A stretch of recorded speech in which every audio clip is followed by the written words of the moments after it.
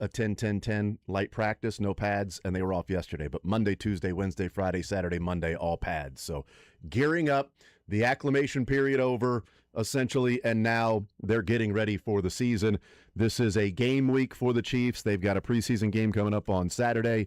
Xavier Worthy returned to practice. Christian Fulton returned to practice, and Ashton Gelati returned to practice today. So that's all good news that Worthy has returned, and Eric Bieniemy is back. This, to me, is of importance because look, we can go off videos right now, right? We got excited about Cyrus Allen making the one-handed catches. We see the videos of what Peter Woods is doing in practice. We see the videos of Kenneth Walker and Alohi Gilman fighting, and not, at least it's one-sided. Maybe Kenneth Walker doesn't like Alohi Gilman, I'm not sure, but it's twice now that Kenneth Walker and Alohi Gilman have gone back and forth. Kingsley and FAU, the fights that are starting to take place as the heat is turned up and it's day after day after day in pads, and you're going through the same things and hitting the same people, and you're getting annoyed and frustrated. So we see that typically around camp. At least it's not your quarterback and star defensive end fighting like in Vegas that happened over the weekend. So we see the videos. It's just a couple of videos. And maybe this was taking place, we just didn't see it because people weren't focusing on it. But have you seen the videos of the pass protection drills with the running backs and Eric Bieniemy? I have not, no. Jack, have you seen it? I have not either. Michael, have you seen it? So again, I don't know that people were focusing on this with videos before because Eric Bieniemy wasn't standing back there. Sure. But two things. One, it was Kenneth Walker versus Nick Bolton. And it looked like Kenneth Walker, sized him up and, stayed with him and, keeps him off the quarterback.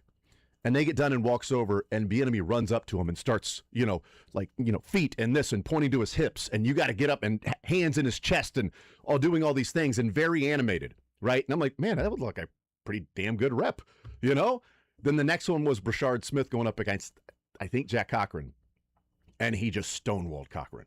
I mean, it wasn't, you're like, if you would have just played that and that's it, you would have, look at Brashard Smith getting better at pass protection. Yeah. That's pretty good. He comes over, immediately Eric pulls him aside and starts pointing at different things, and then, a right hand and this. I'm like, dude, he stonewalled Cochran. Like, that would be one of those, hey, nice job, well done. Instead, he gets an immediate taken to the side by Eric Bieniemy to talk about the things that he should have done in that. Again, it's all anecdotal. And we didn't have video of pass protection drills when it was just DeMarco Murray. Sure. Over there. And maybe Andy Heck, but he's with the offensive lineman, and he's the run game coordinator. I guess it'd be Joe Blameyer, pass game coordinator, but pass protection. So we didn't have video of that. But I do think that matters because, I don't know, we haven't seen video of somebody that looks like, oh my God, what a beautiful, perfect rep. And yet still taken aside to talk about the things that they didn't do right on that one. Even though it could have been very easy to be like, all right, next up, here we go. Who's next up? I don't know. Maybe I'm exaggerating. Maybe it's just searching for anything. But if we're talking about in the offseason specific details and things have to be done a certain way, there's a reason why you do things. He's focusing on every little part of what you need to do. Nothing gets lost or swept aside in what you're expected to do. And you got a couple of pretty good reps that as they came over, Bieniemy's talking to him about what can be done. The number one running back against Nick Bolton. Yeah. And the, third or fourth team running back against a backup linebacker. But if you're going to be a guy that's going to play a lot, it should look like that against a special team, linebacker trying to make the team. And that's what it looked like. Only not good enough for Eric Bieniemy. The details, but again, this is where it comes to, especially in training camp, preseason, all of those, it is the process, not necessarily the result, right? Mm-hmm. You're trying to focus on the process. So maybe you have a good result, but the process wasn't quite there. That's what Bieniemy is showing right now of, hey, that's great.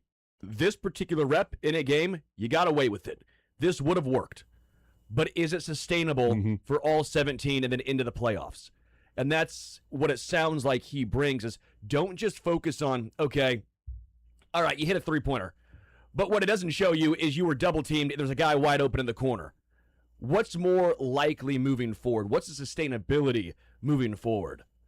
I think that's what we're seeing from Bieniemy is, hey, great rep, doesn't matter because you still did something a little wrong that if it's, I'm trying to think of a different linebacker, Roquan Smith coming at you, you're not stopping him. That's Micah Parsons. You have to have better process. Yeah. The result won't be the same. Yeah, it might be that. Like, all right, you did this, but hey, this is where you messed up. And no offense, but that's Jack Cochran. That's not, the Broncos in week number 1 if you're in there on third down.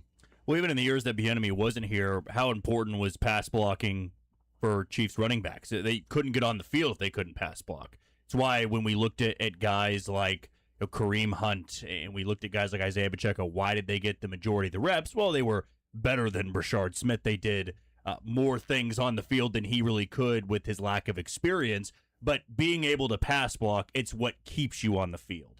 Emmett Johnson's really the guy that I'll be looking for here because we know Kenneth Walker, you paid him a lot of money. Yeah. If he's a subpar pass blocker, it's not great, right? You might have to add an extra tight end from time to time just to give you that protection, but you're not going to pull him off the field. I could see a world, though, where you have Amari DiMercato and you've got Emmett Johnson, and all of us Chiefs fans are going, we would love to see a guy like Emmett Johnson out there. He's going to be great in the screen game. He was great in college. If the guy can't pass block, then it's going to be DiMercato over him, if DiMercato can pass block, of course. I mean, there might be a world where Rashard Smith, he gets better in the passing game, he becomes more of an explosive back, and he's the best pass blocker, then all of a sudden he's the number 2 running back because the other guys can't do that job. We've seen that when Bieniemy was here. We saw it after him. They value that a lot because you are really that last line of defense if somebody gets through the line. You are protecting Patrick Mahomes in that spot. And coming off of a injury-ridden season, or maybe not, just a season that ended due to injury, you got to make sure those guys know what they're doing, and they can't be lackadaisical there. They can't miss. I mean, we saw a couple times last year somebody come steaming off the edge, and there would be a running back that was too up in the pocket and would miss him, and that would lead to a sack. Or he wouldn't have good technique, and he got bowled over, or he held. It just, those things have to be figured out before the regular season starts. Otherwise, there's going to be a lot of broken plays, and there's going to be a lot of plays that could result in sacks. Yeah, and so seeing those things, positive certainly, better than the alternative of him not being around. Kenneth Walker did not grade out well in pass block, like his 4 years in Seattle, and that's probably why we saw some Zach Charbonnet for a multitude of reasons, keeping him healthy, but Kenneth Walker did not grade out well in pass pro. So we've heard Bieniemy talk about what he was going to do when he came into Kansas City. Yeah. And this is clearly a standpoint. I would love to see where his pass, but again, this is PFF, so everything grain of salt. Maybe PFF doesn't know bleep about this, but it's what we have to go off of, right? And did not grade out well. I wonder if we see a massive uptick in pass pro numbers for him this year. Amari DiMercato graded out phenomenal as a rookie, has been average the last 2 years. So we'll find out. But again, you're right, Jack. This has been a massive talking point for this Chiefs coaching staff. You will not see the field if you can't pass pro. You just will not as a running back. So I'm excited to see the hopeful growth of Kenneth Walker there, and as well as Amari DiMercato going back to his early career strength in pass pro. Well, what did Kenneth Walker talk about in one of the press conferences that he had? And I can't remember when he had this press conference, but he asked about, coming to the Chiefs and meeting the guys and meeting Eric Bieniemy. And he told the story that we all thought, oh, that's pretty funny and sort of indicative of Eric Bieniemy. And he said, the first time I talked with Eric Bieniemy, we went to dinner and he spent the whole time telling me what I don't do well. Like, you just signed me for $14 million to come in here and play running back. And it's not, man, we can't do this and that, and we're going to use you this way, we're going to have you go do this. Instead, it was a meeting and a dinner with Eric Bieniemy where they just talked about what he's lacking as a running back. And I think that's where it's why maybe at times, or maybe there is a shelf life for Eric Bieniemy as a coach, that it had run its course, that he had just grinded down the players, that it got mundane, and it felt like, all right, now he's just bitching, just to complain. He's just yelling just to yell. Like, okay, I get it, right? We're winning 14 and 15 games per year. Are we doing it because you're that way, or are we doing it because we're pretty good and you're just finding reasons, to get on us and to be a red ass for no reason because that's sort of your personality, that you got to always find the negative and stuff. Like, come on, man. And I wonder if there's that shelf life of a coach that coaches like that. We see in Major League Baseball all the time, it's the pendulum swinging. You got a player's coach, and then you fire that guy to bring in a disciplinarian. Then you fire the disciplinarian, and now you got a locker room guy. You got a clubhouse guy. You got a guy that the players love to play with, and that's what's going to get him going. Here's a guy. Yes. Well, you know what? Two lacks. You need a disciplinarian in there. So it just goes back and forth and back and forth. And maybe, it came to a point to where people were ready for EB to move on. And then you don't know what you have until it's gone. Songs are written about that. That's true. That is true. About specifically Eric Bieniemy leaving. Yeah, that's what that song's about. You don't know what you have until it's gone. Yes. On and on it things go, and Eric Bieniemy, they want him to go, but you don't know what you got until EB's gone. Yeah. That was the original version. They changed it to be more generic. That was like Mark Morrison. That was the original one. Put a wider net around everybody, not specifically to the Kansas City Chiefs fans. That would be an odd thing to write a song and think you're going to be successful at doing it. And now he's back, and it's a new group of players. The roster turnover since Eric Bieniemy left after the 2022 season. And there's a lot of new players. So it's not the same voice over and over again. And maybe the first couple, 3 years, it won't feel like it becomes just white noise and just the constant grinding over and over. Have I done anything right to you? Is there anything that I can do that is right in your mind? Yeah. Or is 9.5, you continue to get on me about the 0.5? Can you ever just say the 9.5 was pretty good? And maybe he does that behind the scenes, but I think if it's a coach like that, outside of the college game, when you get into the pros, I think there's a shelf life for somebody's voice like that, and you got to refresh it. And I think they refreshed it with, we feel like they refreshed it with more of a player's guy in Matt Nagy, right? Yeah. And then maybe the details got lost, and now you go to a disciplinarian that's going to demand that you do this, and he doesn't care if you don't like him or not. Well, I think it's a good point of it can grind on, if it's, 5 years and it's the same dudes, well, then the message almost gets stale of like, dude, okay, we get it. We get it. You're right. Can we focus on the 9.5, not the 0.5? But when you have a new cast of guys, again, like Kenneth Walker. The entire running back group has never worked with Eric Bieniemy before. Worthy would not have worked with him before. Would Rice? Would that have been his rookie year? No, Rice's rookie year was San Francisco. So Rice's rookie year was Nagy. It was Nagy. So basically you're looking at, okay, so the San Francisco Super Bowl. Yeah. So you're looking at Patrick. I know. Rice's rookie year was San Francisco. You're looking at what? Yeah. I go through seasons. I go through seasons as Super Bowls and Super Bowl losses and wins. Sorry. So excuse me for covering a team that's a dynasty. Whatever. Patrick would have. Creed would have. Trey would have. Travis Kelce would have. Noah Gray would have. Yeah. And that is it's pretty much about it. Yeah, it's the offensive line, Kelce and Gray. Yeah, and only two in the offensive line, right? It would just be Creed and Trey. Yep. And so you can bring that message back in now because now these guys haven't had the wear and tear, the grind that can, I guess you're right, bring someone down to an extent. But when it's new and fresh, and I think you're seeing the best of these guys. We'll take a timeout, come back, continue rolling. I do want to get our thoughts on Khalil Benson, again, starting at right guard. We talked about it with Matt Derrick on Friday. Jalen Moore at right tackle, Benson at right guard, Trey Smith missing his third straight day. Andy Reid last week, and we talked about it when he discussed Trey Smith and said that, he was seeing a hip specialist, and then he said, but we're all good there.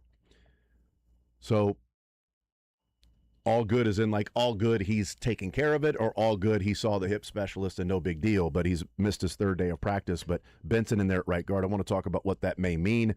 Also, Xavier Worthy and the durability issues came up in a question last night on Sunday Sound Off. And then we'll get into some Royals because Jack Caglione showed why he was drafted where he was and the potential of any game out offensively can be carried by one particular guy if you've got that much talent. And they've got a couple of guys that you feel like on a certain day can carry the entire offensive weight.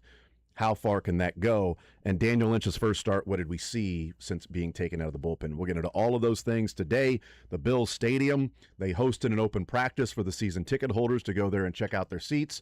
And a lot of complaints about obstructed views for a brand new $3 billion stadium that has one of the seats you can't even see from the 10-yard line. It's like in the corner, and the other part of the field, the 10-yard line, is blocked by, a concrete, stanchion where, is going to be the stairs leading up. Like, it's just gone. You can't even lean over to see what's going on because you're in other people's seats. Like, it's pretty rough to have seats that are like that in a brand new stadium. So we'll get into some of those things. NFL Trade Rumors has ranked their offensive lines in the NFL. So we'll look at what the latest of what particular people think of the offensive line where the Chiefs come in. Joel Penfield coming up at noon. Chiefs at 11. Learn Funniest Best at 1:30. More Zone next.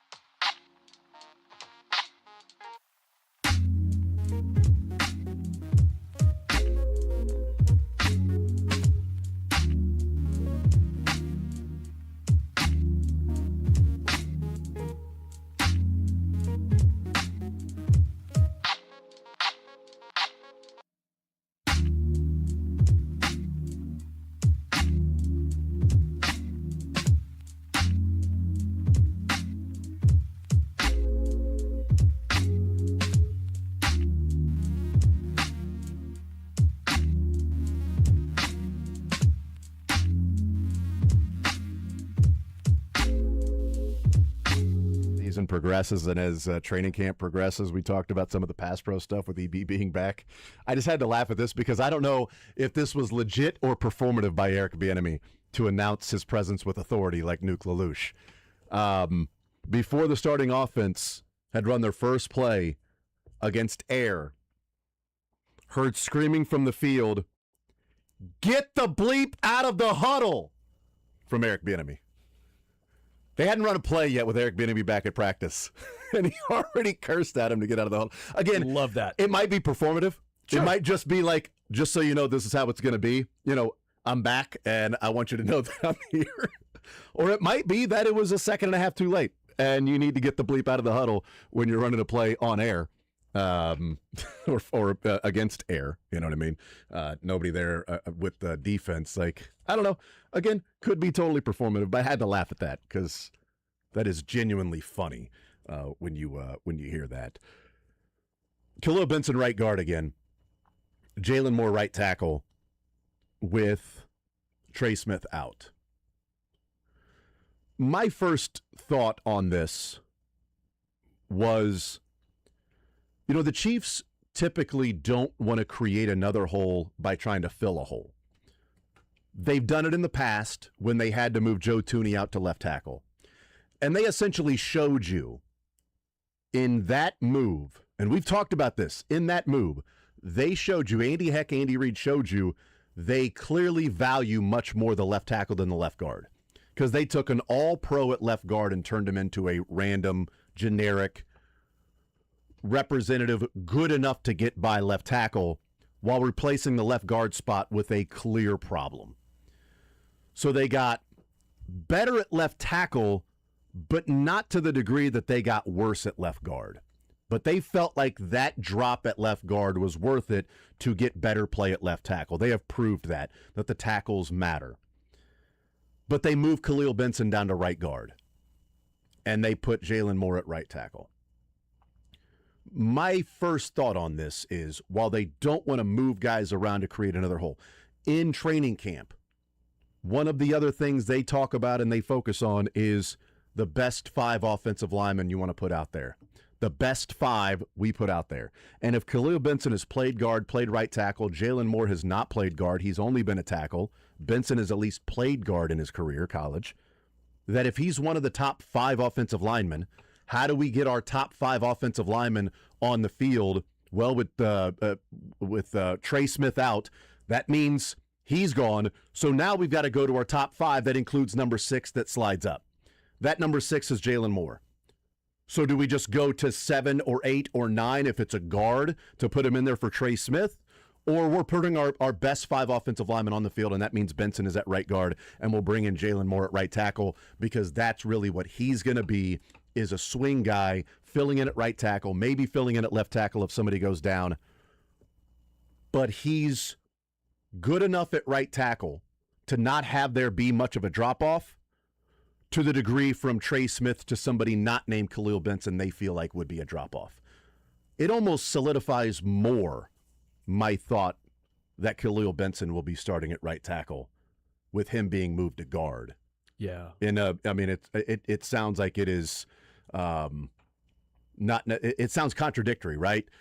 But to me, moving him to guard almost tells me the way that they view him is one of their best 5 offensive linemen. So they'll find a way to put him on the field.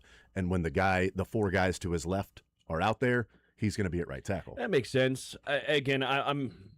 I'm never a massive fan of the moving from guard to tackle to guard, and I think it can be a lot for a player, especially a young guy. Maybe they're just trying to see how much he can handle, how much can he pick up, and if you play guard, then you know what the guard's doing next to you once you move back out to tackle and start right. It's going, oh, okay, now I know what that guy's supposed to do. So the mental side of things can be good, but I would probably put Norzad at guard. If he's going to be your backup guard either way in the season, I think maybe will he? Or Caliendo. Or will it be Benson? Sure. Or if somebody goes down, if Trey Smith goes down, maybe they want to keep Benson on the right side regardless. So maybe the left guard, there's a different backup? Yeah, sure. Or maybe right guard just so he stays on the right side? And then that way, if you're saying, again, your best 5 of Jalen Moore, if your best 6 are those guys, and then let's say Norzad, Caliendo, 7-8, whatever, however you want to break that down, then how can you get your best 5 on the field, no matter position that they're playing? Then yeah, sure, that makes sense to see what Benson can do at guard, but I think it is a lot. They know more than me. I'm not trying to act like but offensive line has not performed up to the level that it probably should has over the past couple of years. This just feels like a lot to put on a UDFA. To me, it's going to be interesting, and we hope we don't see this throughout the regular season, but last year it was a common issue with the offensive line. Like, would Norzad or Caliendo be a massive drop-off at right guard? Whereas, well, let's say you move Benson inside, they're seeing if he can handle it, and you go, well, Benson gets replaced by Moore at right tackle. We know Moore can handle right tackle. Whereas if you kept Benson at right tackle, let's say in a week 8 game, right? He's already gotten the reps out there. He's gotten comfortable. Then you put in a guy who hasn't had any reps in the regular season. Now you do have, and let's be honest, you have a UDFA, and not even really, he was a rookie minicamp invite at right tackle, and a guy who's never really been an everyday guy or an every week guy in the NFL at right guard. That becomes incredibly weak. And that's even if Benson turns into a pretty good tackle. He's still young. He's still a rookie. And at the end of the day, he's not some first-rounder that has first-round talent tied to his name. This is maybe that, let's shuffle the deck a little bit here, where if we have to make a decision on the fly, it is the fourth quarter, and we need to have our best 5 out there. What is riskier? Putting an experienced guy like Jalen Moore out there, right tackle, knowing that, hell, last year, the Detroit game, he knew the day of he was going to start not at right tackle, at left tackle. He handled that very well. He wasn't great all season long, but he's had to come in on the fly before. Can Norzad do that? Caliendo has done that before, but wasn't it at left guard? It was at left guard, and it was pretty rough. And it was rough. And that's where you go, man, if this is a game against Denver, this is a game against Buffalo late in the season, you need this game. What can you afford to do? To me, it might be Jalen Moore at right tackle and seeing right now if Benson can even make that shift on the inside. I also, and they like players that have versatility and can play multiple positions on the offensive line, and that's great to have that, but it is a lot to throw on a UDFA, or even as you talk about a rookie mini camp invite that has to then make the team, which he did. Make the team just to get a call back to regular minicamp and OTAs, and he was able to do that. But it's a lot to put on him to play at right guard, to play devil's advocate and say, okay, not everything is going to be sunshine and rainbows, Is this also an indictment on the depth they have from guard to guard of what the Chiefs think of their depth at guard to guard? And, hey, if we're going to be competing this year and somebody goes down in the interior, are we good with going with Caliendo and Norzad? Or do we need to see what we have in Benson, who's played guard? If we think he can play tackle and he's impressed us this way, let's move him down inside, because if he's able to do that, we feel much better at the ability of Jalen Moore to step in and play every day than we feel in Caliendo and Norzad to step in and play every day.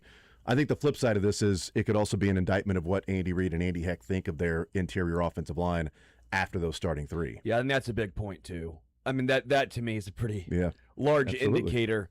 Caliendo in a few spot starts appearances has been okay. Norzad we haven't really seen much from outside of, what was it, a week 18 game? Yeah. Couple times. His rookie, almost said his freshman year, his rookie year, he started that last game of the season and looked pretty good at center for Creed Humphrey. At center. And last year, was that him in the week 18 game? Question, it might have been. I can't remember off the top of my head. I don't think it really doesn't matter. Let's be real. But I think that there's a little bit of that in it as well of, hey, we don't really trust C.J. Hansen or Hunter Norzad or, Caliendo, they should. They brought him back, but maybe to your point, he's just left side. Yeah. Maybe it's just left side for him. Yeah, I wonder if Kingsley were missing some practices, would Benson be over there, or would it be Caliendo and Trey Smith and Benson on the right side? Yeah, I think. Somebody needs to go and like kick the shin of Kingsley just so he'll miss a practice just for the experiment. You know what I mean? One practice. He doesn't have to miss like 3 or 4. You know what I mean? Just one Kingsley, practice. Go on vacation for a day. Yeah. Just have the day off. Just go to the lake. Stub a toe. move the desk into a spot that wasn't there in the middle of the night when he gets up to go to the bathroom, and son of a, and he's gonna have light practice but can't work out in the team stuff. Yeah. Then we can see what they would do. That's just smart, Jason. I mean, thank you. Like, I am trying to think like next level stuff. Like, you can go to places and just get generic content, or you can come here and we can figure out how to injure players on the Chiefs. All right. Minor injuries. Yeah, not big ones. You know what I mean? Substation. Bumps and Sean bruises. Payton is listening. Get a substation. That's right. So, yeah, we'll see. I think there is an indictment on the interior offensive line as well. But you know what? Andy Reid has a role in that. So it's not just what's Brett Veach doing? Well, Andy Reid has a hole in that. Has a role in if there is a hole on this offensive line. But also, what if a team had signed Khalil Benson as a UDFA and he wasn't a rookie minicamp invite? Yeah. Then what are they doing on this team right now? If they think that highly of Khalil Benson, they're in an even more precarious position in the depth. Maybe they don't trade Wanya Morris, and maybe we're talking about Wanya Morris playing right guard right now. Sure. If Jalen Moore is staying at right tackle. That, certainly could be the case. It's a good call. That Wanya Morris is on this team for now. I don't know that he was going to be on the team anyway, so when they traded him. We'll take a timeout. We'll come back, continue rolling. We'll hear from the Chiefs at some point. It'll be Andy Reid, Kingsley Suamataia, Jake Brennanstool, and maybe somebody can, hey, Kingsley, if you were to miss a practice or so, who do you think would be the left guard behind you? Who would work in there at left guard? Jake Brennanstool and Nick Bolton. We'll hear from them coming up today. Joel Penfield, One Royal Way podcast. We got Learn Funniest Best. More Zone coming up next.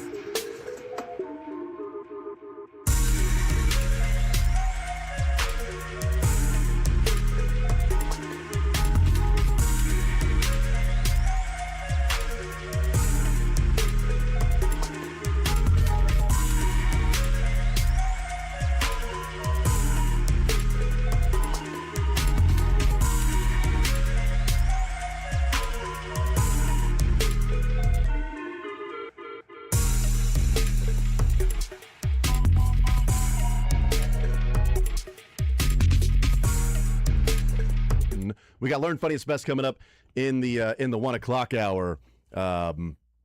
We may get into some college football at some point with ESPN putting out their list of Power 4 quarterbacks and what other defensive coordinators say about that particular player.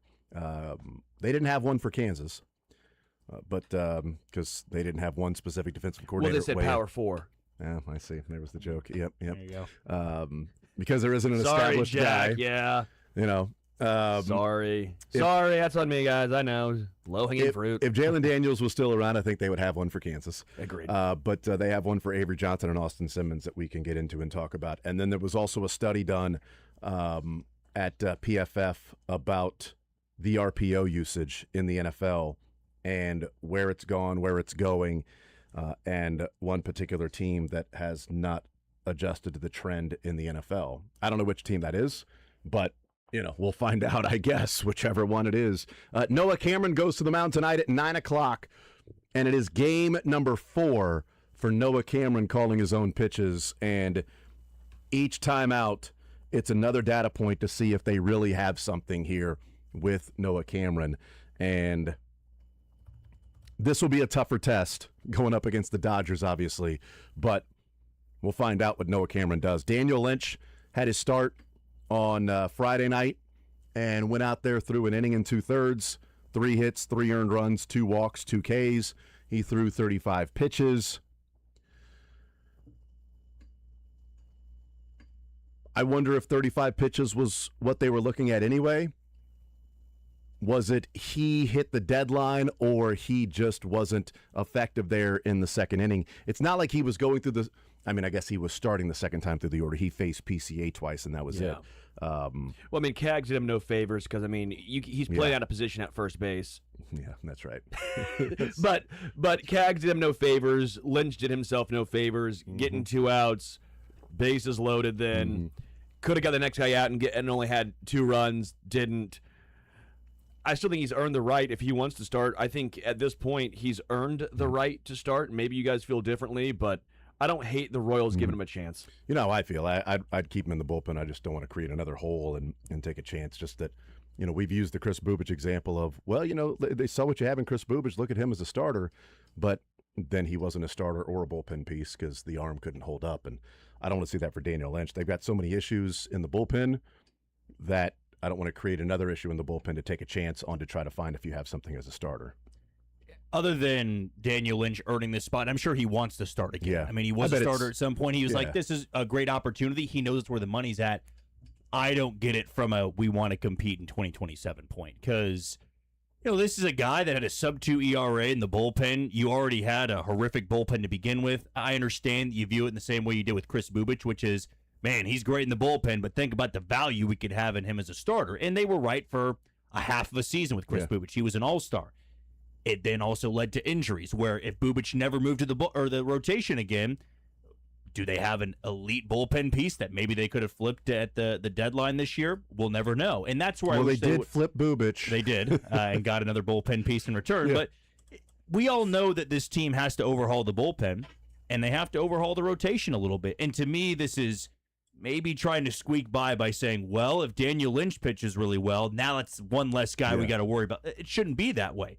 I'm keeping Steven Cruz in the bullpen next year. I'm keeping Daniel Lynch, maybe Nate Pearson. That's it. Yeah. Everybody else has to be replaced. In the rotation, you need 3 arms at minimum. Now, 2 of them can be legitimate frontline guys. The other guy can be a swing guy because you have 3 or 4 pitchers recovering from Tommy John. Yeah. And that's the last thing you need with Daniel Lynch right now, right? You got to build him up, and by the time he's going to be to that 100 pitch count, we got like a week left in the season. So he's at 35 pitches. You can expect next go around it's like 45 to 50, then it's 60 to 65, then it's maybe 75 to 80, then it's 85, 90, then it's 100. And that's if everything goes well. I was going to say, and that's if there's no arm fatigue, there's no, anything along. No, I felt a little discomfort there. Yeah. That's if none of that happens. I mean, he's done his routine as a bullpen guy for going on 2 years now.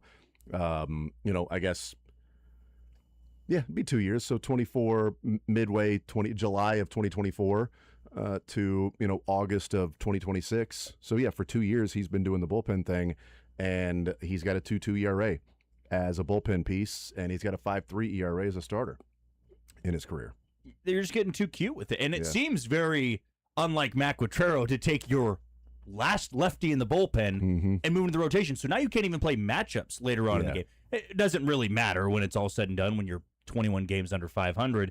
But this seems way too risky, and the reward for it is not that great either because he's not that great of a starter. You've actually found something in Daniel Lynch out of the bullpen.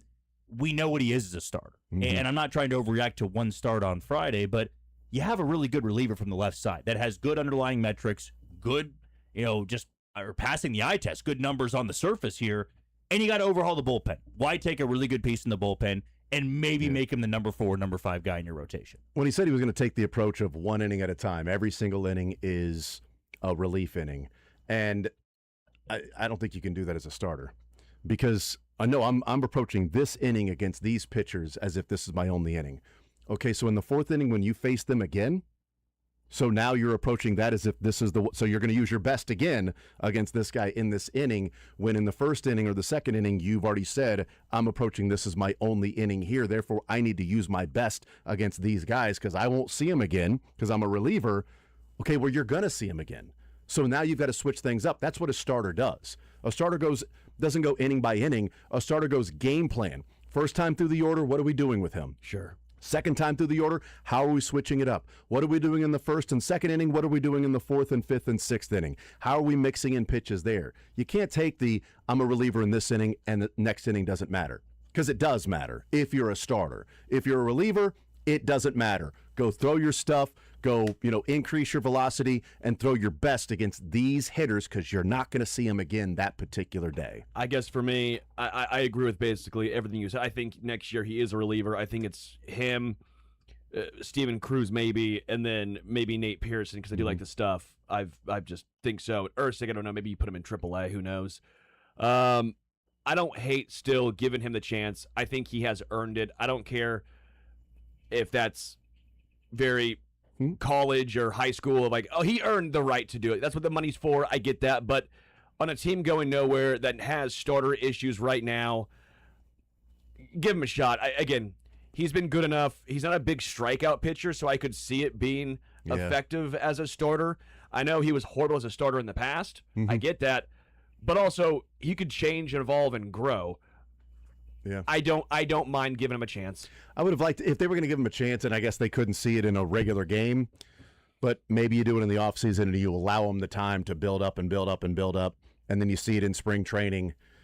And if it doesn't work, then you move him back to the bullpen where you don't have to build him up in real time during the regular season, and he's going up against major league hitters and not spending the time in spring training working on certain things. We'll take a timeout. We'll come back. More Zone next.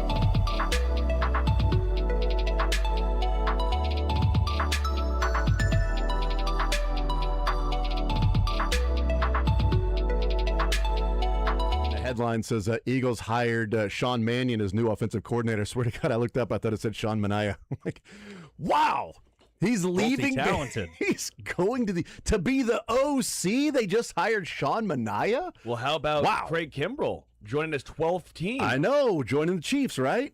Oh, wait. Nope. He's with the Royals. So, you know what? Now they've got their back into the bullpen guy. So that's good. They've got their closer. You know what's going to be great on one of those, if they still do the Aflac questions? It's like, Aroldis Chapman played for one obscure team for half a season, the Royals. Craig Kimbrell played for one obscure team for half a season, the Royals. Both Hall of Famers, both closers, and they're going to be that team that everybody forgets they were on. Harmon Killebrew played for one other obscure team. 5 minutes. Jonathan Broxton. Yeah, that's right. Half a season, closer. Yeah, I don't hate it, I guess. It's that. kind of funny. I mean, Yeah. it's funny. He's trying to catch up to Octavio Dotel Is that right? and Edwin Jackson. Well, we'll see how many opportunities he gets with the Royals. Also, Dotel, Royal. Yes, he Good was. call. Good call. So we talked a little bit about this, or at least I did, on Sunday Sound Off last night. And I thought about it again today when Xavier Worthy returned to practice. So an update on that. Xavier Worthy returned to practice. He then left practice early, and we'll hear from Andy Reid, but could be part of the overall plan of working him back in, because we've seen that before, like when L'Jarius Sneed has practiced and then left practice early, recovering and going through treatments. Rashee Rice, we saw him early on in training camp when he would be out there and then leave early with L'Jarius Sneed often. Xavier Worthy did that today. Christian Fulton returned. Ashton Gelati returned. Trey Smith missing his third straight practice. Mansour Delane still yellow jersey. Drew Tranquil and L'Jarius Sneed both out practice today. But asked about what's the over-under on numbers, it was in the At Times Yours portion of Sunday Sound Off last night, and it was what's the over-under for Xavier Worthy in games played this year.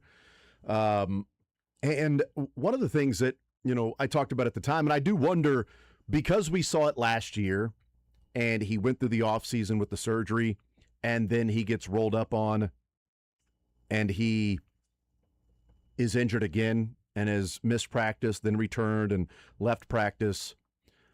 I think the durability issues can be exaggerated from what we've seen so far from Xavier Worthy. Now, we won't know with this shoulder this year. That is absolutely and should be a concern, is that he had it surgically repaired, and then he gets rolled up on, and he's been out of practice, now in practice, now leaving practice again. That is an issue to where you don't want it to be 3 years down the road and go, well, that shoulder just never got right after that game in Brazil. Hopefully that's not the case.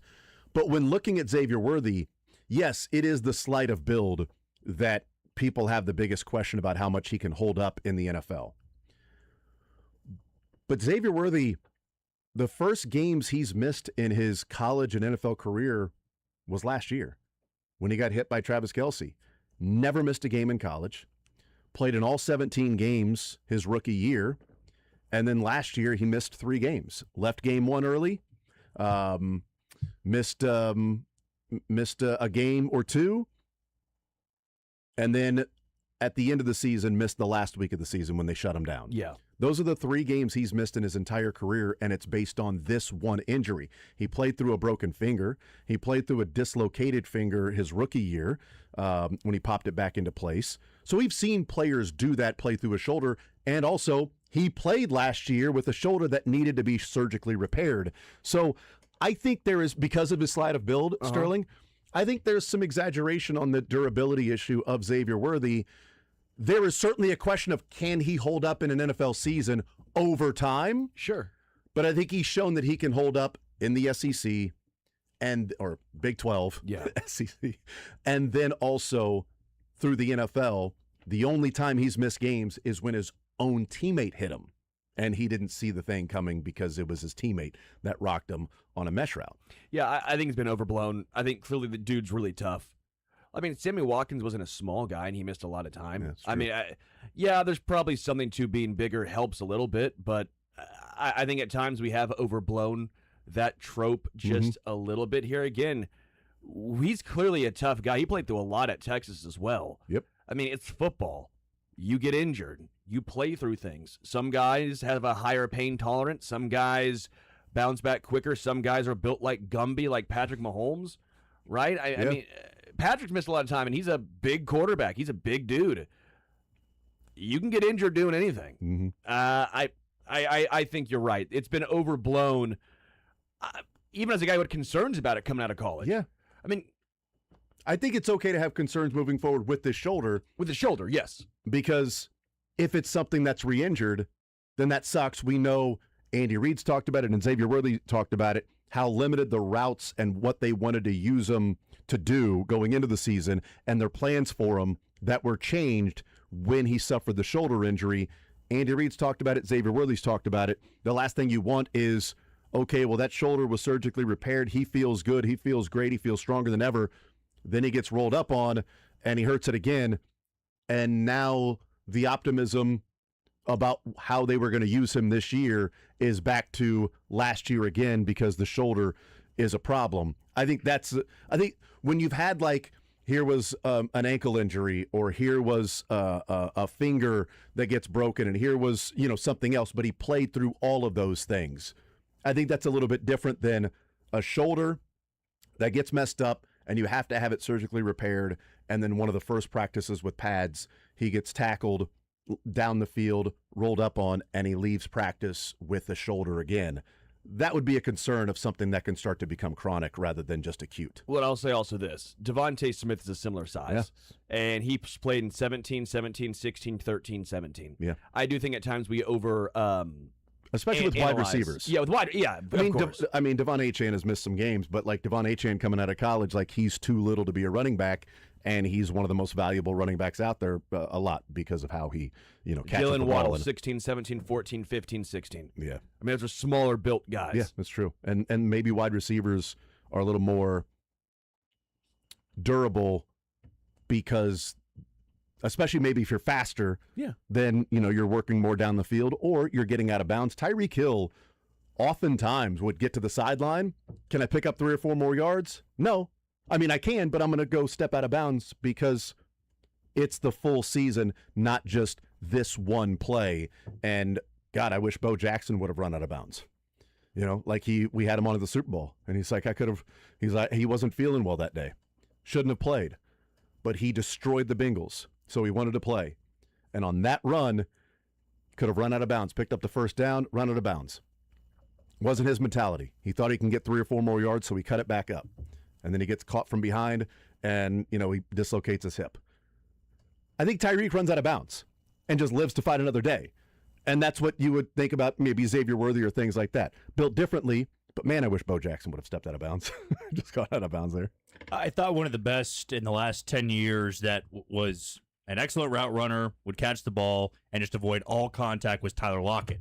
I mean, Lockett was known for, he's a smaller guy coming out of Kansas State, but had a tremendous career in Seattle because you go back and watch some of the film on him, he would catch a ball, it would be contested, or there'd be 3 or 4 guys around him, and he just dive forward. Mm-hmm. He would not give anybody a chance to punch the ball out. He would not give anybody a chance to just destroy him over the middle. Now, sometimes it happens. You're trying to go up for a ball, and you get decleated.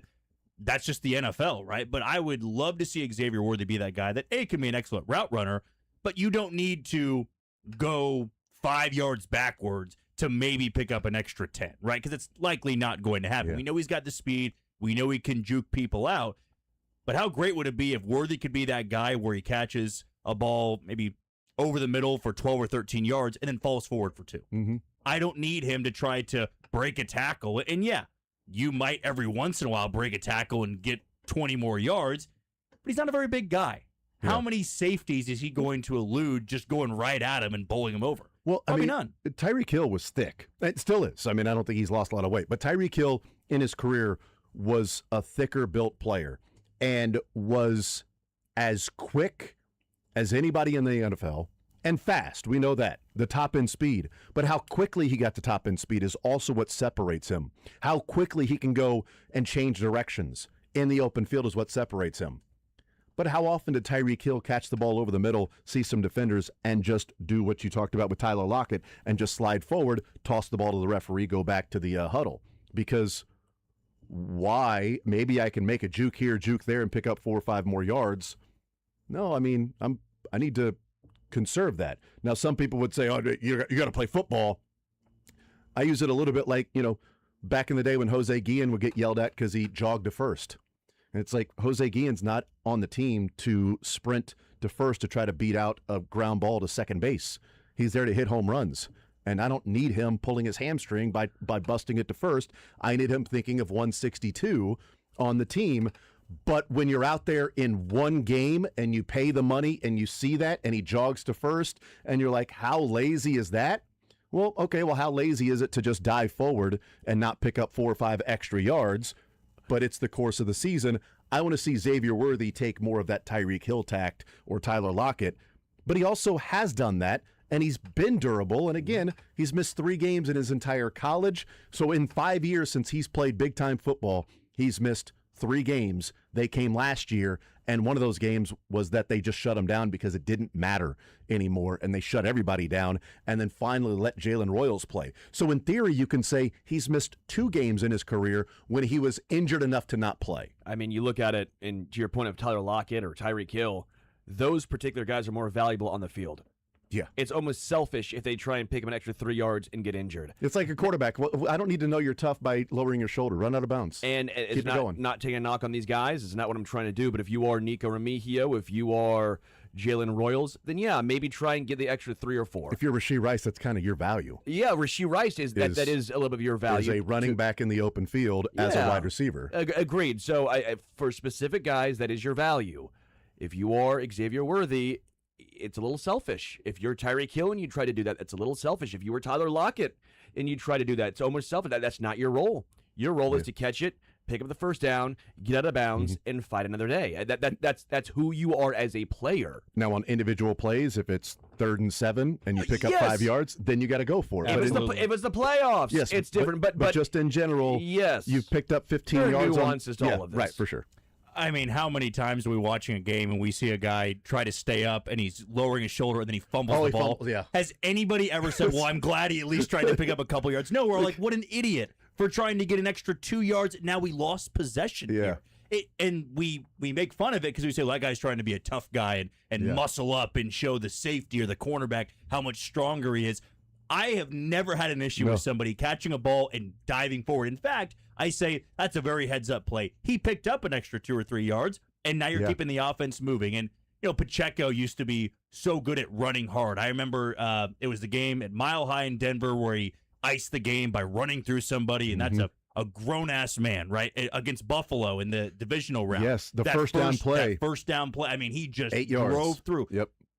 But I understand that when you've got a history of it, as we're all talking about here, okay, you try to muscle through a couple people, best not fumble it, right? And for Worthy, he's never done anything in the NFL that would warrant that type of move of, look, you go and blow through somebody's chest here to try to pick up an extra 3 or 4 yards. I'm not sure there is a single player on defense that he could just bowl over, right? There's probably not. And if it did happen, he might injure himself. You need him out there for all 17 regular season games. You need him to be productive. The way to do that, I know it might make him look a little softer to people that don't follow the Chiefs or might be from a national perspective. But if he has 1,000 yards or 800 yards or 900 yards and plays in every game, why does it matter if he's not seeking out contact? I don't care. I would rather him avoid all type of contact this year if he can avoid it. Was it Ted Ginn Jr.? Ted Ginn or Ted Ginn? I forgot how It's Ginn. Ginn. Ted Ginn Jr. Yeah, but it's Jeff. I get it. It's Jeff, but Ginn. But go ahead. I don't think that dude ever got hit. And he was a really good returner. I know as a receiver, he wasn't necessarily Long career, but like that's what he did. He just he would just because he was known as a very good returner for the Panthers, but he was not a guy who was ever taking on contact. Well, and I think the Tyreek Hill comparison. Who would you rather in the open field with the ball in their hands to, try to make somebody miss and pick up extra yards? Xavier Worthy or Tyreek Hill? Well, I'd rather see Tyreek Hill with the ball in his hands because he's as fast or faster than. I feel like football speed with pads on, Tyreek feels faster than Xavier Worthy. Quickness, in and out of breaks, making somebody miss, Tyreek is better than Xavier Worthy at doing that. And even Tyreek would say, no, I'm going down here. I've got 2 or 3 guys here. I'm just going down, and I'm hopping up and giving the ball to the referee, and let's keep playing. But as you said, the nuance. If it's 3rd and 7, you pick up 5 yards, don't run out of bounds, pick up the first down. If it's 3rd and 7 and you caught the ball for 17 yards, 20 yards doesn't matter if you're going to put extra hits on your body or risk fumbling the ball. Herm Edwards always said, know when the journey is over. So if the journey's over, understand that. But you fighting for an extra yard here when you've picked up the first down or done that, now you fumbled, understand what the role is and what the play is and what the mission of that play has been accomplished. The journey's over. Let's get back to the huddle and not give the ball away. By the way, I forgot Ted Ginn Jr. had such a nice career, actually. Because he never got hit. Dude, I mean, we all watch games, whether it's from the couch, at a bar, or you're at the game. When you see somebody getting tackled and there's like 2 or 3 guys there, I'm pretty sure everybody says, go down. Go down. And Travis Kelce, it was the game in Cincinnati a couple years ago. 4th quarter, as the tides were turning, he's carrying 2 or 3 guys on his back. Everybody's screaming, go down, go down. What happens? Ball gets punched out. Because when you have, I can't imagine, 3 NFL linebackers or a safety on you, you're not able to hold on to the ball as strong, and then one cornerback comes and punches it out. One of his, maybe it was 2014 or 15, it was in Arizona, and he lost the game. I remember it vividly. I don't know why, but he lost the game in Arizona because game-winning drive, he's trying to carry 2 or 3 people, ball gets punched out, game over. You can lose games because of that. And Travis Kelce is one of the bigger tight ends. Well, maybe not one of the bigger tight ends, but he's a big dude. We would all say seek out contact, but it still can happen. For Xavier Worthy, what is he listed at? I mean, 170? I think. And that might be pushing it. With Doc Martens on. I was going to say, and fully clothed out of the pool. There is just, you got to protect yourself. Even Rashee Rice, I would say, this year.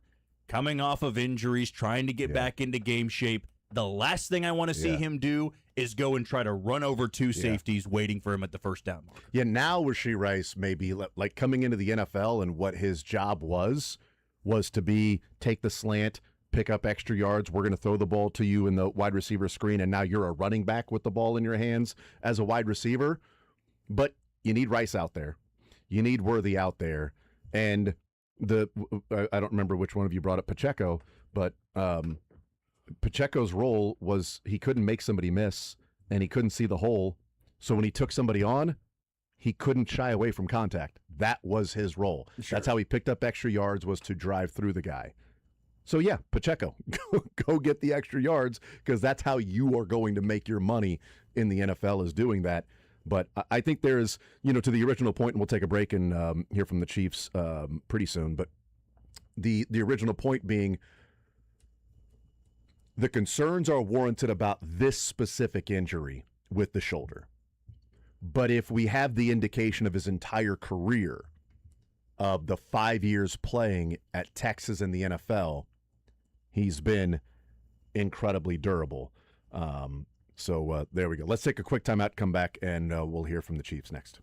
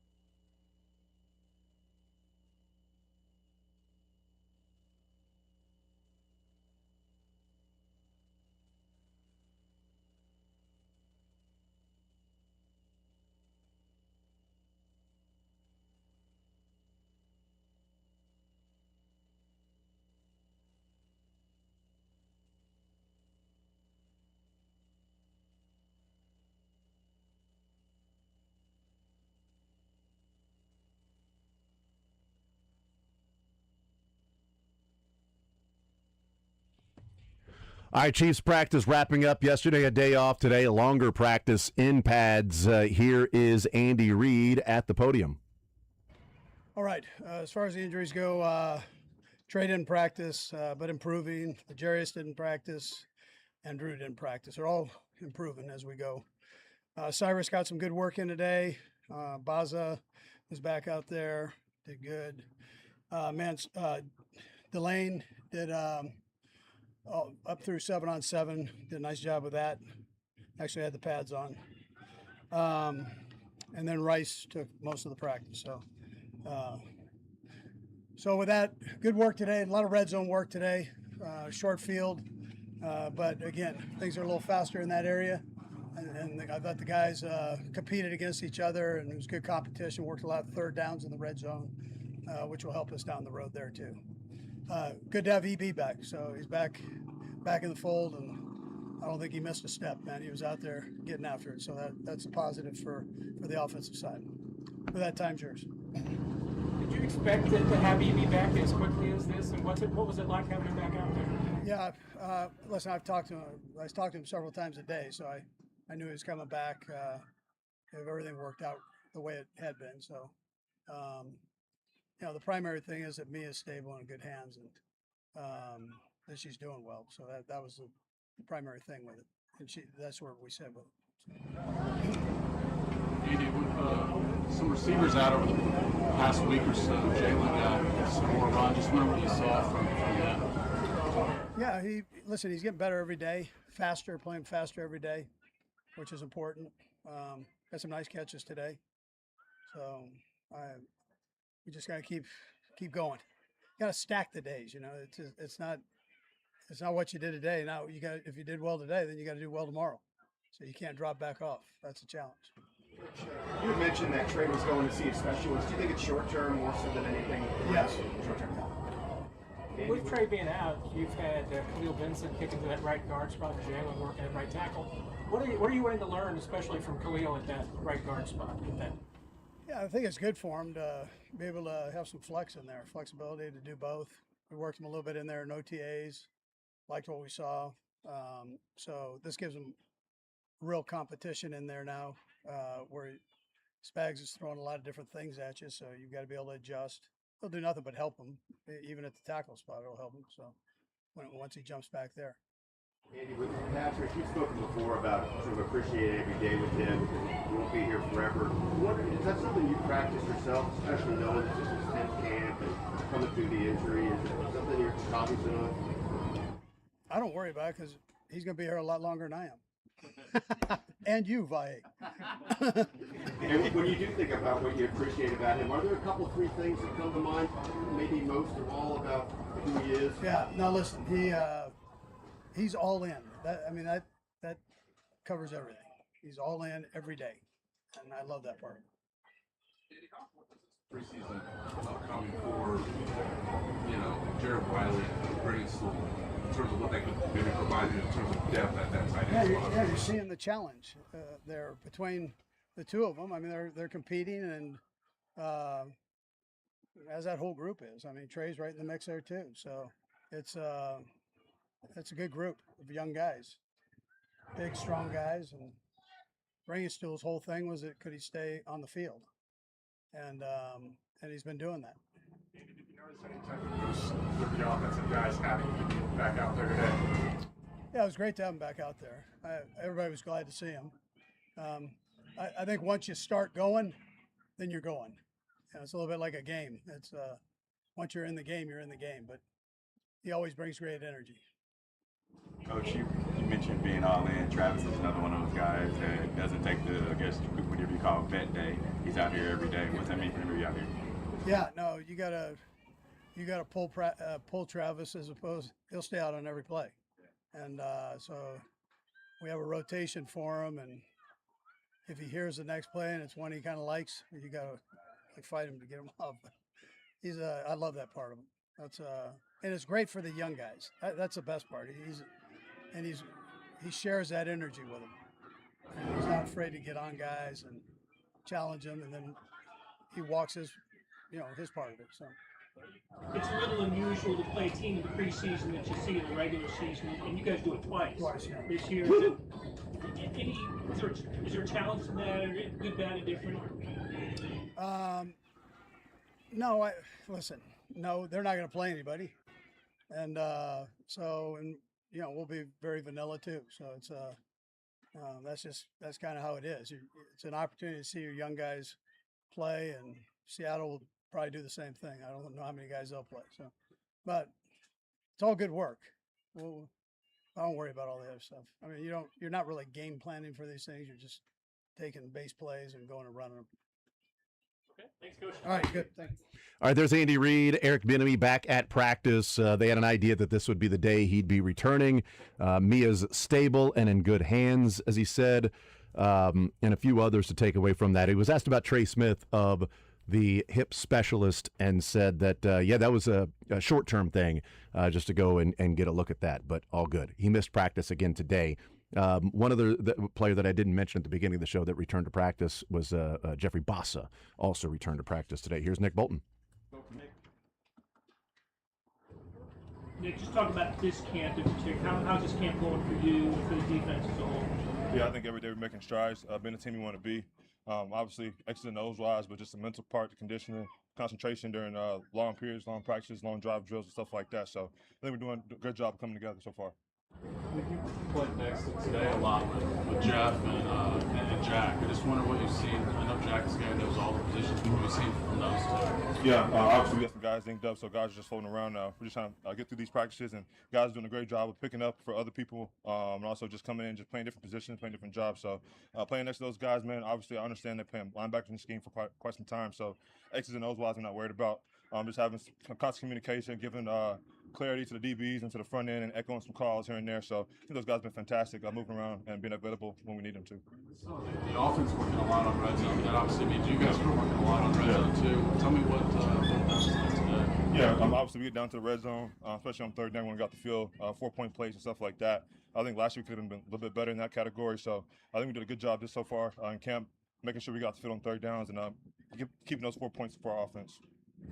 Nick, it's not your side of the ball, but Eric EB was back today. What was that like to have him back? Yeah, I mean, obviously it's great to have him back with the circumstances he had going on. We miss him prayers to his family when he was out, but having a guy like that come back on the field, man, competitor, brings out the best of us. Also on defense, man, challenging us. If we win a rep, he don't really care about winning a rep, do it again type of deal. So yeah, man, it's always fun, friendly banter we call it, but it's great to have him back in the building. What are you trying to do besides the bossing right now? Considering he's been through this before, but he has a chance obviously to play you. Yeah, man, take advantage of every opportunity you get. You really can't count how many you get, but the ones you do get, make it count. Man, it's kind of just a message I had. Tyron gave me that same message when I was a rookie. When I got in there, just kind of just do what you got to do. Don't let him take off the field, and it's kind of the same message for him. What was it like having Tyron out here? It's been super cool. He was here for all last week with us, chopping up. I told him he was a original 32. He's the one who had it when I was here. So just kind of wear it the way he wore it, represent the way he wore it. But obviously having a veteran guy who's been in the system, understands the scheme, and having some of our back end guys. Obviously we have some new guys floating around and move positions. And so yeah, it's good to have a veteran guy come here who's been here, done that. Actually echo some of the things that Coach Baggs is echoing as well. Different position was right in front of you. What are your initial impressions of Peter Woods and our Mason Thomas? Yeah, I think they've been a fantastic job of, we call it not repeating mistakes, making new mistakes, doing them at full speed. That kind of helps you get better as camp goes on. But yeah, doing a fantastic job up front, keeping blockers off of me, and obviously just rushing the passer. So it's going to be great for those guys to kind of get their feet wet, especially with this preseason game coming up. But it's been great for us so far. A couple more. This is your sixth training camp. Is there anything you continue to learn as you become more of a veteran presence here? Yeah, I mean, every year is a little bit different. This year I had a little bit more time in the offseason, kind of work on my body. So more so now, just communication-wise, make sure everybody's on the same page. And obviously I did that before, but I'm trying to take it to a different level, making sure that everybody's speaking the same language, every signal is the same, so no confusion in the back end and stuff like that. So just kind of working some more on X and O's in terms of my position and how I can help out other people around me. Good. Thanks, Nick. Thank you. All right, there's Nick Bolton. We'll hear from Jake Brennanstool coming up in just a little bit. But today, big red zone day because those are 4-point plays, as they talked about. 4 points for the offense, 4 points defense giving up. Those are game-swinging plays in the red zone if you get stops or not. Here's Jake Brennanstool. Does this almost feel like your first real camp just because of how the injury happened last year and you haven't missed so much there? Yeah, it feels great to be able to be out here, compete, actually put the pads on. Last year I got hurt before we even put the pads on, so just being able to come out here, learn a lot from the other guys and just really be able to go out there and showcase what I can do. It's been great. So I've been excited to be back out here. What about last year's injury and watching? Do you feel like you're actually applying based on what you learned from this camp?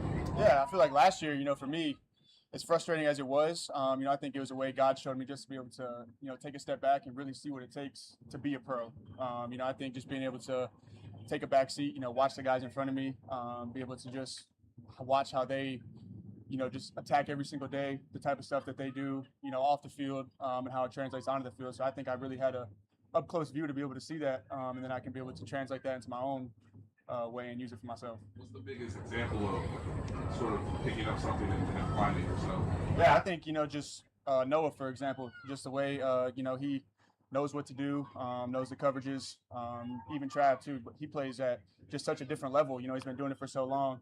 Just me being a young guy, it's a lot of information. It's almost like, drinking from a fire hose.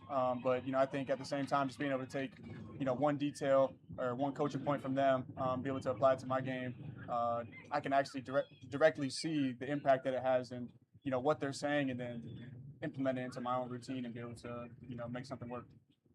Which tight ends around the league do you watch to maybe pick things up from and come out some of your own game out? Travis Kelce. Just being able to, be so close to him, the Hall of Fame career that he's had, it's been a blessing for me to be able to just, watch him, study him, and just be able to play alongside him. What about just besides on the field, some of the things he does off the field? That dude's a Hall of Famer, both on the field and off the field. How he takes care of himself, how he knows the defense, how he knows the game plan. So just being able to, really follow in his footsteps. He's really put his arm around me and just been like a big brother to me. So it's been great. Jake, a lot of guys talk about how smooth Travis' game is and, his route running. What do you take from his game? Yeah, I think he's 4 steps ahead of where he's at right now. He already knows, what the coverage is, where the defender's leverage is, and how he's going to be able to use that against him to get himself open. So just being able to pick his brain a little bit when he comes off the field. Why did you take that step? Why did you take that leverage? Why did you make that release? And just being able to, pick his brain to see what he's thinking so I can try and apply that to myself in my route running. Last 2, and then Jake EB was back today. What was it like to have back? What you learned about him? Yeah, no, EB's been great. The energy that he brings onto the practice field, it's been great to have him back and just being able to, have his voice and his coaching points and just like I said, his energy. It's infectious, so it's great to have him back out here. You're less than a week away from putting on an NFL jersey and playing in a game. What do you want to showcase most throughout this preseason? Yeah, I think the biggest thing, we've had a super competitive camp. Guys have been working hard, so I think we're just, we got a very talented team. So we're just excited to go out there and just, showcase what we've been working on. So, I'm looking forward to it. I know all the other guys are too. So, we're excited for Saturday. Perfect. Thank you, Jake. All right, there's Jake Brennenstuhl, and we will hear from Kingsley Sewell-Matiia coming up here in just a little bit. Andy Reid, Nick Bolton, Jake Brennenstuhl, and Kingsley when he gets up there and starts talking, the starting left guard for the Chiefs and having a full year at guard last year. Here is Kingsley. Hey. How different is this camp for you coming back and having last year? I wouldn't say anything different besides the guys we're playing with and new guys that are on the team. But yeah, I don't think it's any different. Do you feel more comfortable? For sure. I think my main thing this offseason was just being extra conditioned so I could be able to run down the field and just make the plays I need to make for my teammates. So, yeah. Josh mentioned your chemistry is built to the point where you're almost starting to understand what each other is doing without having to say it. Where do you see that in his development? Sorry, could you repeat that? I can't really hear you. Communication with Josh, he says it's getting to a point where you guys don't even really have to verbally talk to communicate. Do you feel that? Where's that chemistry as far as just being where Josh makes it? For sure. Josh has come a long way, man. He's out there grinding each and every day, and but yeah, it's to the point where we can just really just point out there. He sees what I'm seeing what he's seeing, and we're just ready to roll. So, I'm just curious, how tough is it going against Peter Woods? Oh man, Peter's a dog, man. He has a high motor, very strong, but he's very twitchy at his size. So you got to be able to just be square with him. But man, huge bright side for him. So he's doing great. Speaking of one-on-ones, everybody seems to use those for different things. Do you use those as, to work on any specific tool, or and sometimes I know they don't even prioritize. How do you feel about one-on-ones? Man, I love one-on-ones. Man, it's just being able to just work different things. So whether I'm working a jump set, whether I'm gonna be off this one, working from a 2-point stance.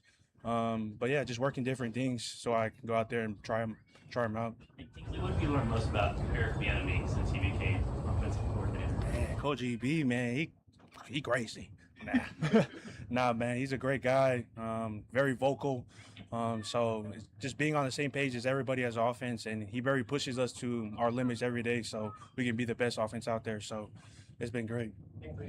Back, how much do you feel like your rookie year led to your growth later, and what part of your sort of mindset started with that? Yeah, man. Obviously, my rookie year didn't go as planned, but I never, doubted myself and my abilities. So when I got thrown in at guard, I was just ready to roll. I'm in the phone booth, being able to just grow from there. So it's been great. Now I'm year 3. It's crazy to look back, but nothing but a blessing and honor just be as a guard and be thrown in there and trusted to be out there. Were there ways your rookie year helped you, or was it just something to get through when you said? I think just getting through it. Things that didn't go, like I said, didn't go as planned. I was playing as tackle, and then when we played the Broncos, I got thrown in at guard, and I just fell in love with it, man. So it's been great.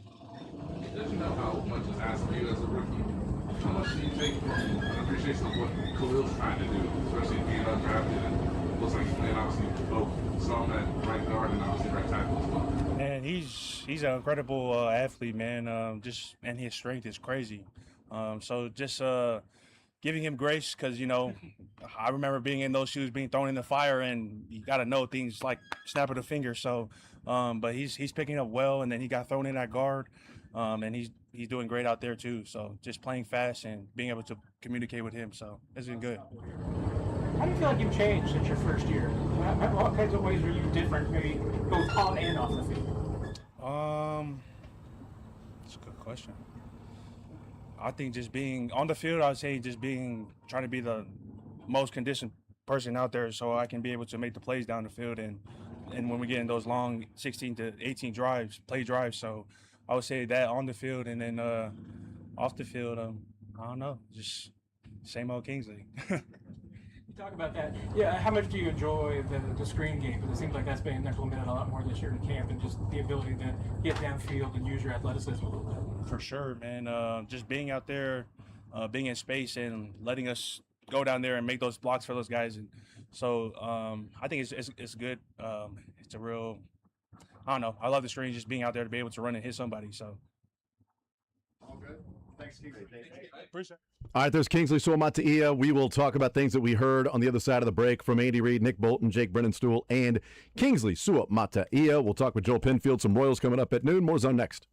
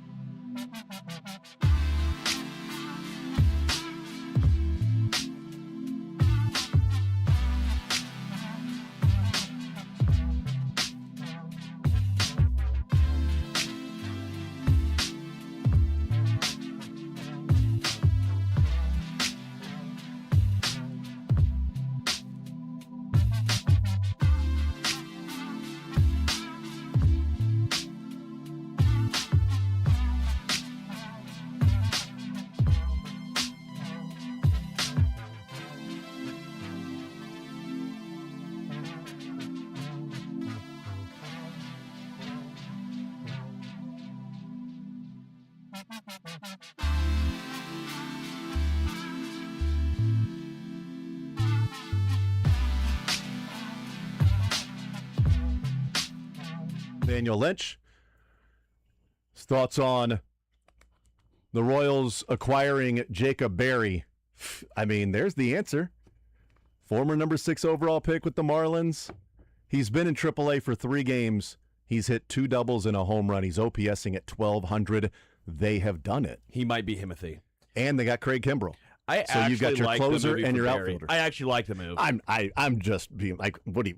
Yeah, I know, but yeah, I mean, what it works out or it doesn't or whatever. It's AAA depth. You know, those are the flyers you should take. The former top prospects are. Yeah. You know what? I mean, he's 25 years old. He's already turned 25, so it's not like he's going to turn 26. He's like Drew Waters. Yeah, I mean, it's fine. You need depth there. If Nick Lofton is not going to be a 4A player anymore and is going to be up with the big leagues platooning with Massey, then you need more depth behind him.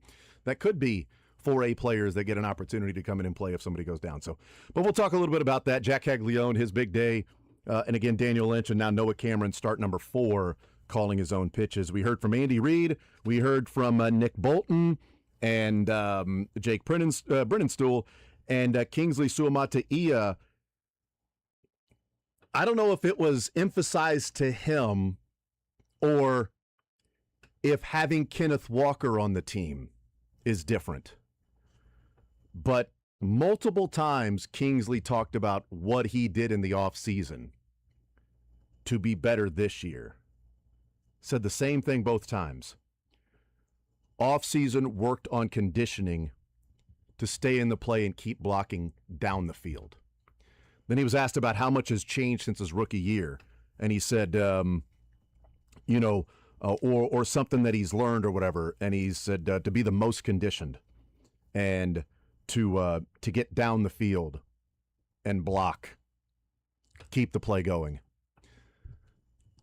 I would love if there's to know if it's correlation causation or if it's just something as a natural progression. When you get to the NFL, you're, as the Chiefs have said and so many rookies have said, the term they use and the phrase they use is drinking out of a fire hose. Jake Brennenstuhl said the same thing today. Last year was like drinking out of a fire hose, and you have all that stuff thrown at you. Khalil Benson, same thing, drinking out of a fire hose, and just and so Kingsley, rookie year, you're just trying to stay afloat, trying to win a job against Wanya while drinking out of a fire hose. Then you get embarrassed and you get pulled, and then your confidence is shot, and then you can't go in and play, and then you get thrown in at guard in week 18. And he said, which I thought was interesting to hear, in that he said, but got through it his rookie year, and then against Denver, thrown in guard, and I fell in love with it. Yeah. Great to hear. Spent the offseason, then now you're learning a new position. How do I play guard? What are the techniques? I'm in a phone booth. I'm not out at left tackle. What am I doing here? Now you've spent a full season at guard. You are the starting left guard. You're not competing like you were your rookie year for left tackle. You're not competing like you were your sophomore year for left guard. You are the left guard, so how do you improve? Now I got to be the most conditioned out there so I can keep the play going and block downfield. Is it just natural progression learning, or he didn't have to block downfield with Isaiah Pacheco and Kareem Hunt? But when you've got a guy that's going to break 20 and maybe 30 and 40-yard runs now with Kenneth Walker and maybe even Emmett Johnson or Brashard Smith, maybe now there's more emphasis from the Chiefs of, hey, we need blocking down the field. We need guys to continue to work to get down there. Or maybe it's something they saw on film. Hell, let's be honest, maybe it's something Eric Bieniemy saw on film and was like, hey, why'd you stop here? What are you doing here? Why did you know that this guy was tackled? 'Cause let's be honest. Did you know this guy was tackled behind you? Well, if you didn't know if he was tackled, why didn't you move up to that next level and go get that guy? Why are you slowing down there? Could have been all of those things. But I do appreciate the emphasis on, I've got to continue to get downfield and block, especially when you've got number 9 in the backfield, as opposed to number 10 or Kareem Hunt that would see the hole, but wasn't necessarily going to be down 15 or 20 yards downfield, that an extra block or one block here could spring them for a, 60-yard run and a touchdown. Those guys really weren't getting there. Where Kenneth Walker, that extra block could spring a 50 or 60-yard touchdown run. Yeah, and Kingsley, I thought was pretty damn solid in run block as well. I think that interior 3, I know the results haven't quite been there, but I really do believe that interior 3 is a very, very good run blocking group. Again, results have not been there, but I think that's more the running backs, not on the 3 dudes who are right there. Totally agree. I think Josh Simmons we saw some from. I think pass pro will be more his strength. Which by the way, I'm totally fine with the tackles being better in pass pro, guards being better in run block, or at least but it's like also strength. Trey Smith is a better run blocker than pass protector. He was better last year in pass protection, but he's a run blocker. Creed's lead at both. The best at both. But like the Lions, they're going to be more run blocking team. More play action, run blocking, play action. That's going to be the strength that they're looking for in their offensive linemen. The Chiefs obviously need pass protection. And the guy at the left tackle, I'd much rather that guy be really good at pass protection. And if you have you've got one side that's going to have to be better than the other, I choose pass protection as the side that's better than the other for the left tackle. The interior, though, if you've got more under center, more runs, more things like that, I want to see them take advantage of that run blocking ability that those guys have. Joel Penfield next.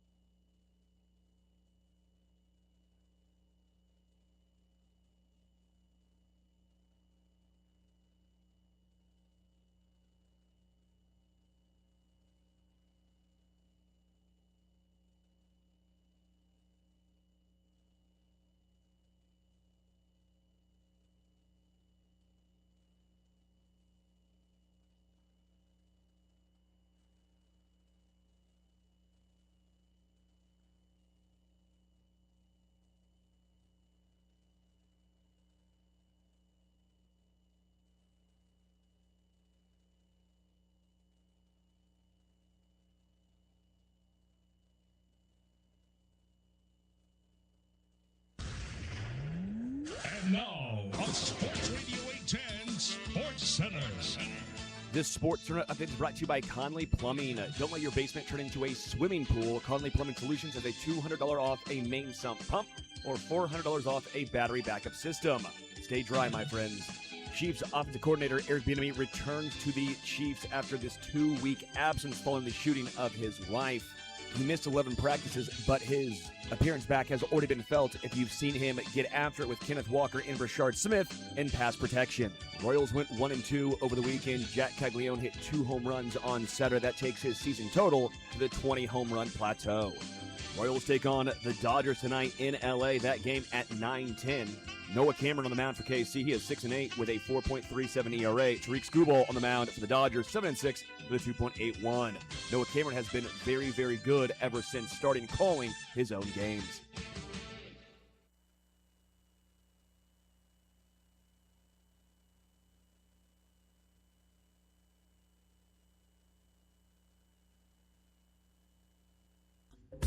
Joel Penfield on the Zone is brought to you by Reed Collision Center, serving Overland Park, Kansas City, and St. Joe. Get a free photo estimate in minutes at reedcollision.com. That's reedcollision.com.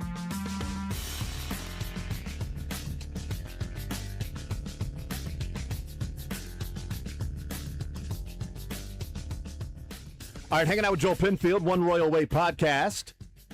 Royals in Los Angeles tonight, the Dodgers. And I don't know why I made that sound like Susan Waldman and the Yankees. Yeah, that was... Roger Clemens is in George Steinbrenner's box, and he's coming back to the Yankees. Of all the improbable things. Anyway, they're in L.A. taking on the Dodgers with Tariq Skubal on the mound. I joked about it, Joel, that earlier in the year, we were all excited that when the first series they played against Detroit, when we were thinking the Royals could turn it around, it was like, thank God they missed Skubal. Mm-hmm. They're not going to face Skubal this go around. But of course, now you make up for it by getting to see him with the Dodgers, and it doesn't really matter anyway. Doesn't matter either way. But Skubal is out there on the mound. Just in general, like they wrap up a homestand of 6 games against teams that are competing for the playoffs, and they go 3-3, and a chance that they could have gone 4-2 in those games. It is interesting how they're playing right now, while wondering how many of these guys are answers for 2027. Right.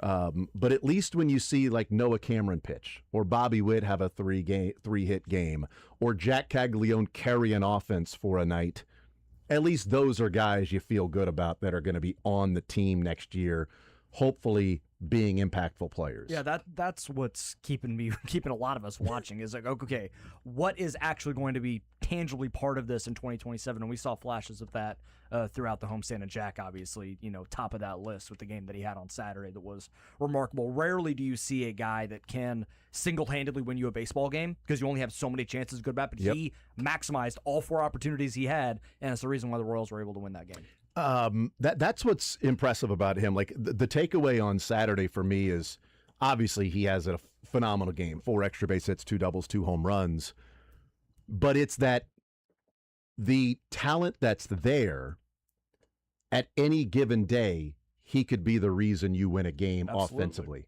And they have some guys on the team that are obviously Bobby is one of them. Yes. Bobby is a guy that on any given day in his 4 at-bats and opportunities to be out there can be the offense. Carter has flashed a little bit of that as well. Right. And so you've got a couple of guys that from time to time they can take over a game and just the offense won tonight because it was the Jack Caglione game. It was the Bobby Witt game. It was the Kyle Isbell game, earlier this year when he had that was both offense and defense in that particular game. But they have a couple of guys, and I would have to go back and look, but I would just wonder if you're trying to win a division, like how many of those guys do you have to have on your team that on any given night can be the 4 at-bats, take over the game, and you win it because this guy had an amazing night. And not just a Kyle Isbell has one from time to time. Like Jack doing that, it's awesome, but you drafted him in the first round because you were hoping he could do that. Bobby Witt doing that, it's awesome, but you expect him to do that way more times than anybody else on the team. And I just wonder, like, do you need one more guy like that can be a legit take over a game from time to time? Or if you have 2, maybe 3, can you surround them with enough other pieces that can help that you're good enough to win a division and make the postseason. Like, what would they be looking for this offseason besides pitching? Is it also find somebody that can join a Bobby and a Jack? And maybe it's Carter becomes more consistent and do that and does that. Mike Kell flashed a little bit of that last year as well. So they have the bats are not necessarily my concern going into 2027 because I think they have enough upside with guys and enough floor with an Isaac Collins, Michael Massey, Michael Garcia that I think they can kind of piece it together. I'm more worried about the pitching side, but I agree with your point. Like, it's nice when you have guys like Bobby and Jack that can be the bus drivers, as Rex Hudler would say. But those guys can't be your bus driver 7 days a week. That's just not the way baseball works. You need an Isaac Collins once a week to have a nice game and help you win a game. A Kyle Isbell, a Michael Massey. When you were able to have it in that way, where I've talked about it before on my show, like, I don't like Bobby's going to be awesome all the time, but he can't be the only guy. Jack can't be the only guy. You need once a week for someone else to have a game and go, hey, Isaac Collins went 2 for 4 with 3 RBIs today, and the Royals won a 1-run game. Like, having that is far more important than just, to me, having the 2 or 3 guys where it's like, okay, if they're not hitting, then we're screwed. Like, you can't have that, and that's not a tenable situation for any team, let alone a team like Kansas City. Yeah, because we see this year, and I think there are multiple things that have gone wrong for a team to be 21 games under 500. Right. A team that people thought could win the division. And it wasn't just people in Kansas City that thought the Royals could win the division. National people were picking the Royals to win the American League Central. So it wasn't wow, look at all the homers there. But to be 21 games under 500 when your over-under was like 83.5, 84, something like that, a lot of things went wrong for this particular team. Bullpen is one that we focus a lot on because that has been just a disaster this year. Injuries have been awful. But we got into a conversation last week, last week, and I think, it was just Sterling and I don't think we had a guest in with us, and we were looking at it, and it was Vinny was 30 and 100 last year. Salvi was 30 and 100 last year. Michael Garcia OPS'd 800. Bobby did his thing, and they won 82 games. Offensively. And Estevez had 42 saves. Right. And they won 82 games.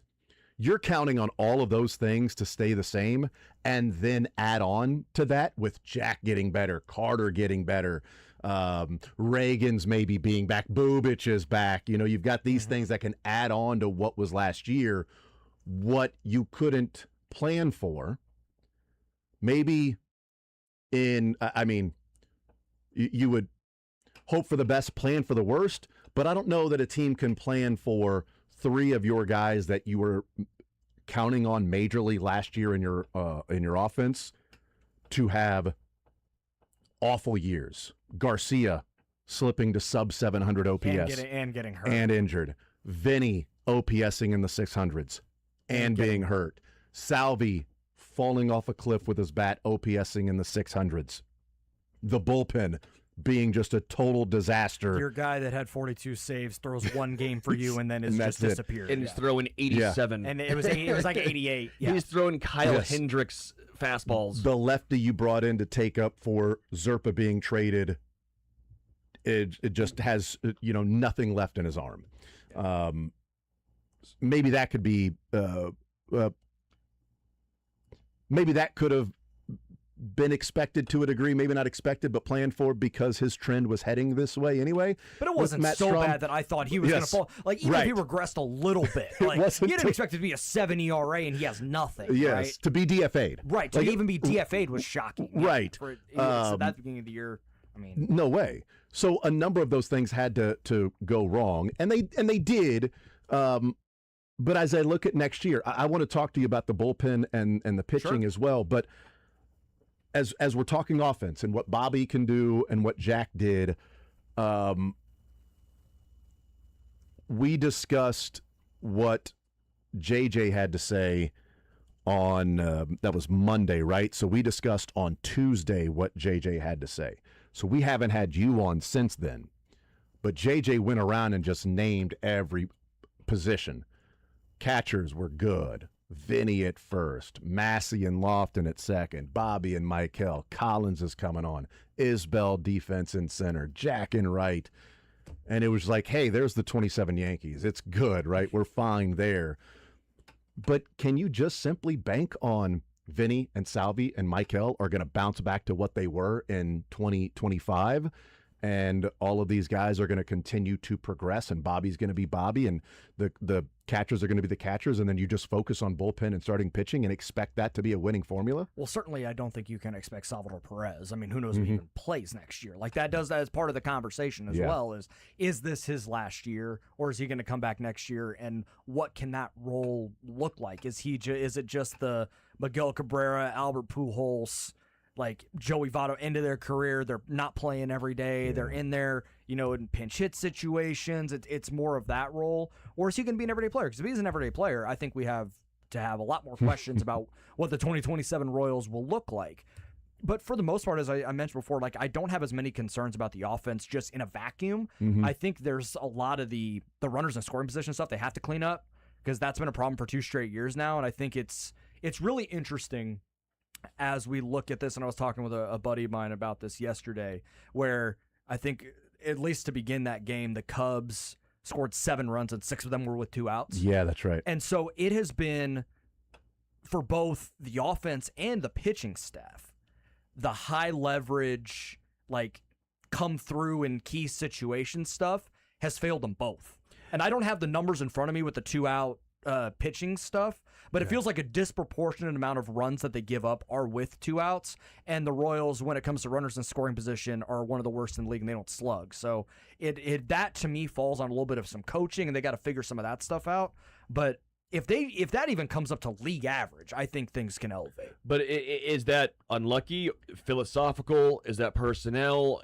Again, all of the above, maybe. No, it's all Quatrero. Of Let's course, be honest. yes. Let's go ahead and... well, because if it's philosophical, then it's on the hitting side, or they... If it's philosophical, it could be part of Quatrero. Yes, right. I sure. think that, but I do think there is a little bit of unlucky. Like, when you look at the runs that Dobnak gave up yesterday, it was a bunch of doinkers, and that sometimes will happen to you. But it'll happen when you're not a strikeout pitcher, by the way. Right. Also, certainly, yes. But also, it's not like he was getting barreled up all over the place. No. It was a disproportionate amount of batted ball luck that did not go his way, which obviously was going to happen at a certain point. You can only so many times you can be a contact pitcher and the ball isn't hit right to a defender.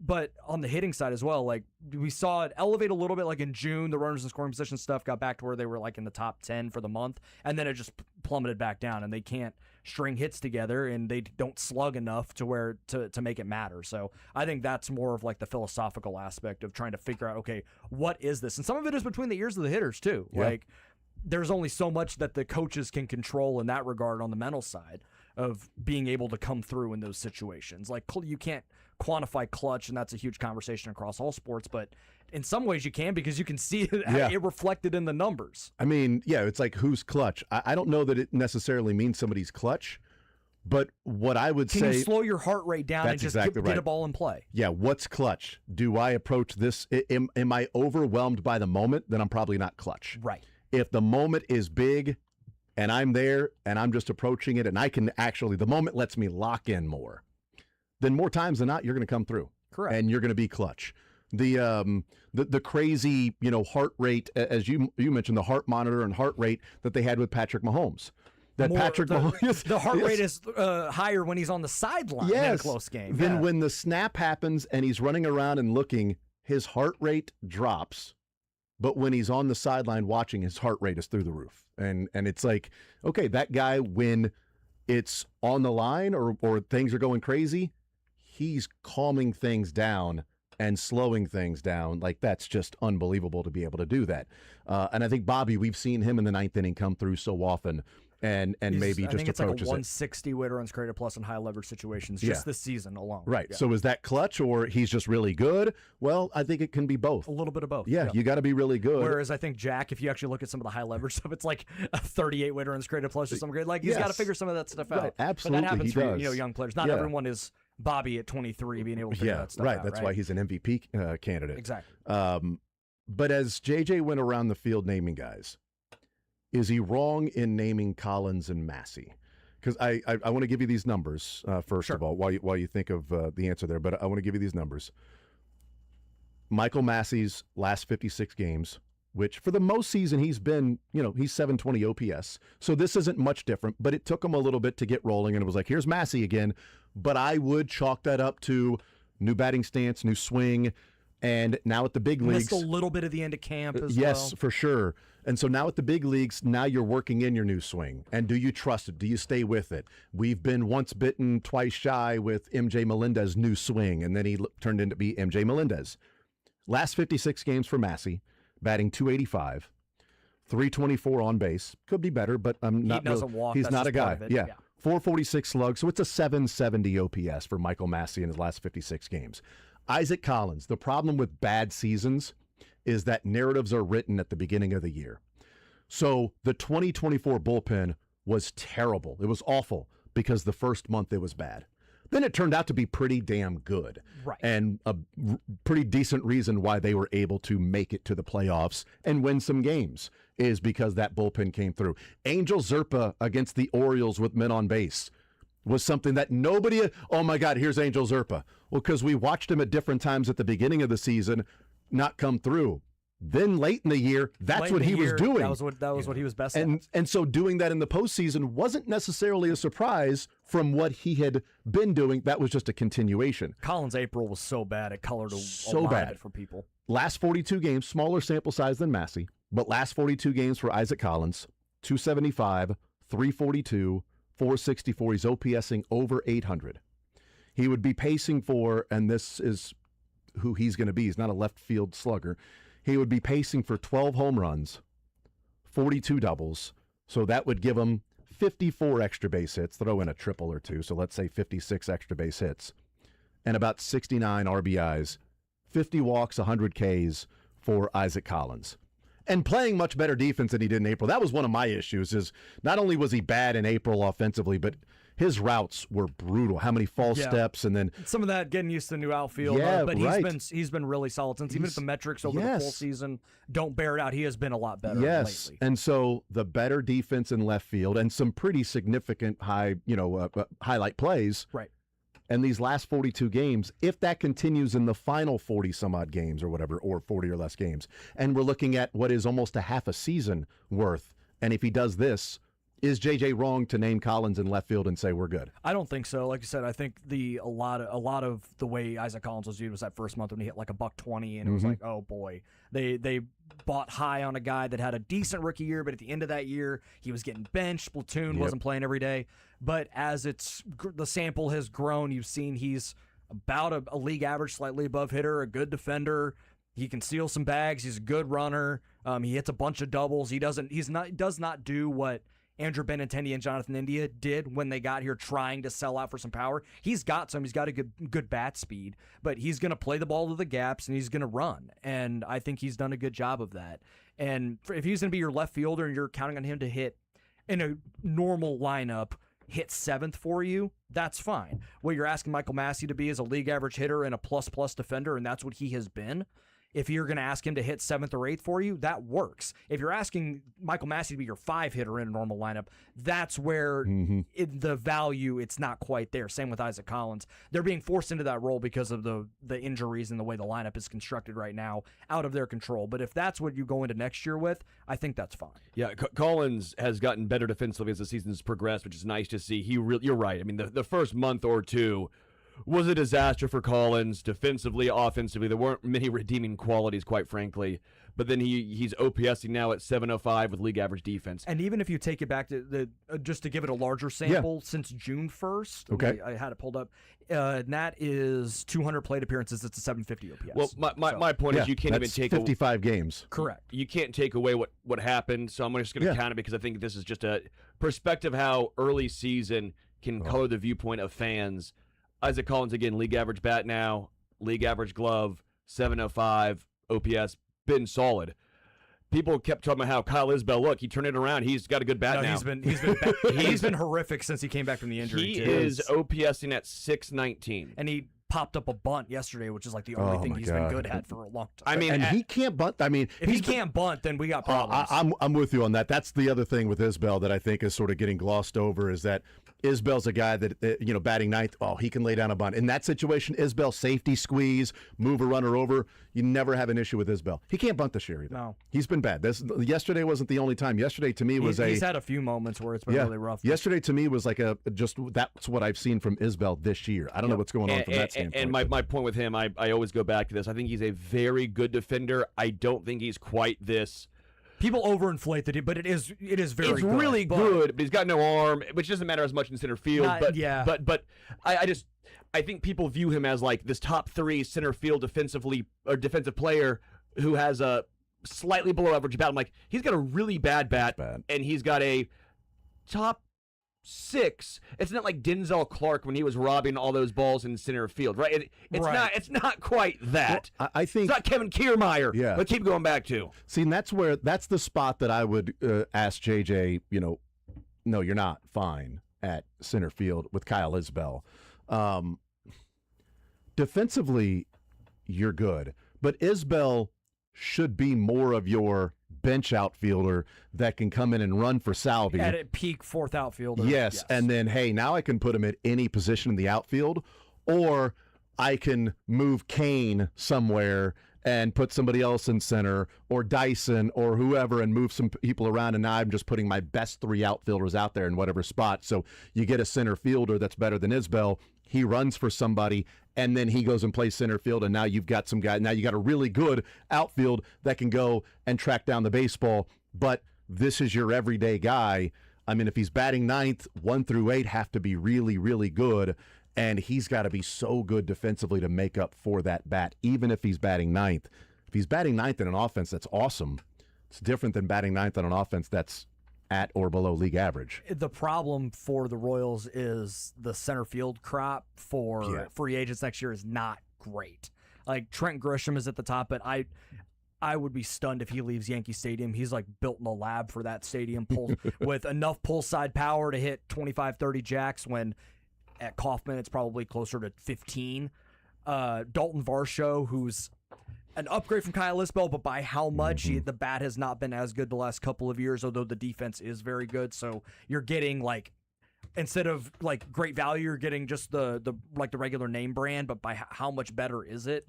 Cedric Mullins, who has not been great in Tampa, he's fine, but again, how much of an upgrade from Kyle Isbell? Lane Thomas. Yeah. That might be the really interesting piece. Yeah. And you try and run back the platoon.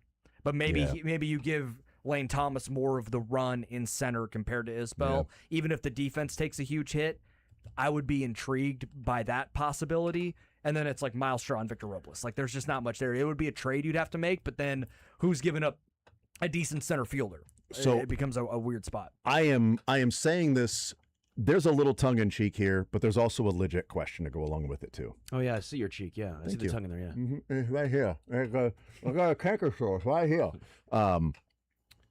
We have seen Jack Caglione, and now a lot of the names are escaping me. But over the years, we have seen college guys make their major league debut the next year after they were drafted. Can the Royals have any hope for Zion, a college guy that has an advanced bat, that all of the scouts, when you draft him, say he can play center field, he just didn't because Louisville had an amazing defensive center fielder, so they put him in left. The Royals moved Cags to right to make a spot for him. I mean, to move Cags to center. That's what I'm saying. That's your point. Put Cags in 6'4", center. 250 in center field. Aaron Judge did that. Aaron Judge. In Yankee Stadium. And Zion Rose in right. The Little League World Series on right here, and it's playing in that ballpark. That's exactly right. What I'm saying is Zion Rose in right, Jack in center. But I mean, is there at least part of you know what? Maybe their plan is, and I don't know that you can plan for this, but hey, we've got Isbell. But Isbell's going to be our 4th outfielder when Zion comes up in 2025 with his advanced bat, and we think he's that good in center field that he'll play, and the bat's going to play. I wouldn't put money on it, but then again, I also didn't think Jack was going to debut last year. So I could be entirely wrong here. I want to see what he looks like. He's been playing left in Quad Cities, in his first couple of games, and some of that is they have Osbel Gonzalez, who's a very good defender in center field for Quad Cities. So I think some of it's just getting his feet underneath him, familiar position, playing left, still getting used to the outfield to some degree, transitioning from catcher like he did a couple of years ago. I'll be curious how they use him the rest of the year. He's kind of played every other day since moving to Quad Cities. I bet he goes to the fall league, which Jack did that as well, and see where he plays. And I don't even think at that point Jack was playing the outfield. He didn't start playing the outfield till he was in Northwest Arkansas. Yeah, he played like 16 total games in the outfield. I'll put it this way, similar to the way we looked at, they're fast tracking Jack's bat when they moved him to the outfield. That was kind of the indicator that he's going to come up sooner than we think. If Zion Rose, when he goes to Northwest Arkansas next year, which I would imagine that's what he ends up doing, if he starts playing center field most days, I think we could look at, maybe they think he's going to be able to move faster than we think, especially if he really starts to hit. He had a couple of hits and 4 stolen bases the other night. Chase Burns, Nick Kurtz, Jack Caglione, Cam Smith, 2024 draft picks that made their debut in 2025. Yeah. All drafted in the top 15 of that draft. And we can go back to 2023 and see some of those same guys that made their debut in 2024. Paul Skeens, Wyatt Langford. Dylan Cruz, that's right. I'm just going down here and trying to find if there's anybody else. No. But again, we've seen college guys move quicker. Top 10 picks, though. Or top 10, top 15 picks. Those are the guys that are typically moving through. Nolan Shanuel. He came up that year. He debuted the same year. Yeah, 2023, he came up and played 29 games. It was that quick. And that was the number 11 pick that year. So the last couple of years, we've seen top 15 picks in college make their debut that next year. I don't know that it's something you can count on, Sterling, but I just threw that out there just as I think a realistic they guy. already started him at high A. I wonder if Carson Rocafort would be the guy. I feel like he could even. I wouldn't hate calling him up the end of this year. I mean, I agree. His slug is through the roof. We know the average is going to have some issues. We know the defense is really good. It's Isbell level. But defense. This is the point. You have the Isbell level defense with power, with a guy who takes walks. Sure, the strikeouts will not be great. You're going to have to live with that, but that's today's day and age. It's not like you have a great center fielder anyways. There are issues in his game, major issue with Kyle Isbell's game. Yeah. You might as well call up a guy who, strikes out a lot, but does everything else well. He also steals way more bags than Kyle Isbell would. I would, if it were me, and I get it, maybe you're just trying to keep letting him get seasoned in Double-A right now. I'd call up Carson Rocafort and just say, hey, let's see what you got. Yeah, I wouldn't even send him to AAA. AAA's a joke. I don't. Yeah, I don't think that would do anything for his development. And to be fair, though, as well, I don't have the. I saw the end point that someone used for the strikeout stuff, because at one point he had the highest strikeout rate in the Texas League. Yeah, and through June, which is like, okay, that's untenable. Like that's not going to work. I think it's below 20% for at least the last month and a half. So he's cut down on it without losing any of the slug. And on he's base, got 26 homers this year or something like that. 333 on base, slugging 510. This is all at Double-A. I'm not counting any high A or anything. We're strictly saying Double-A. He's also 24 in Double-A, so you would assume that he would be able to figure some of that out. 27 home runs. Yeah. It's been a slower burn, because I thought he could be a guy that's already flirting with the big leagues when they drafted him, but he had to repeat high A because he was so bad that first year. Sure. Then he repeated, figured it out, was okay in Northwest Arkansas last year. Again, took him a little bit to get going this year. Maybe I would give him at least a cup of coffee at the end of the year when the rosters expand and just see what you have.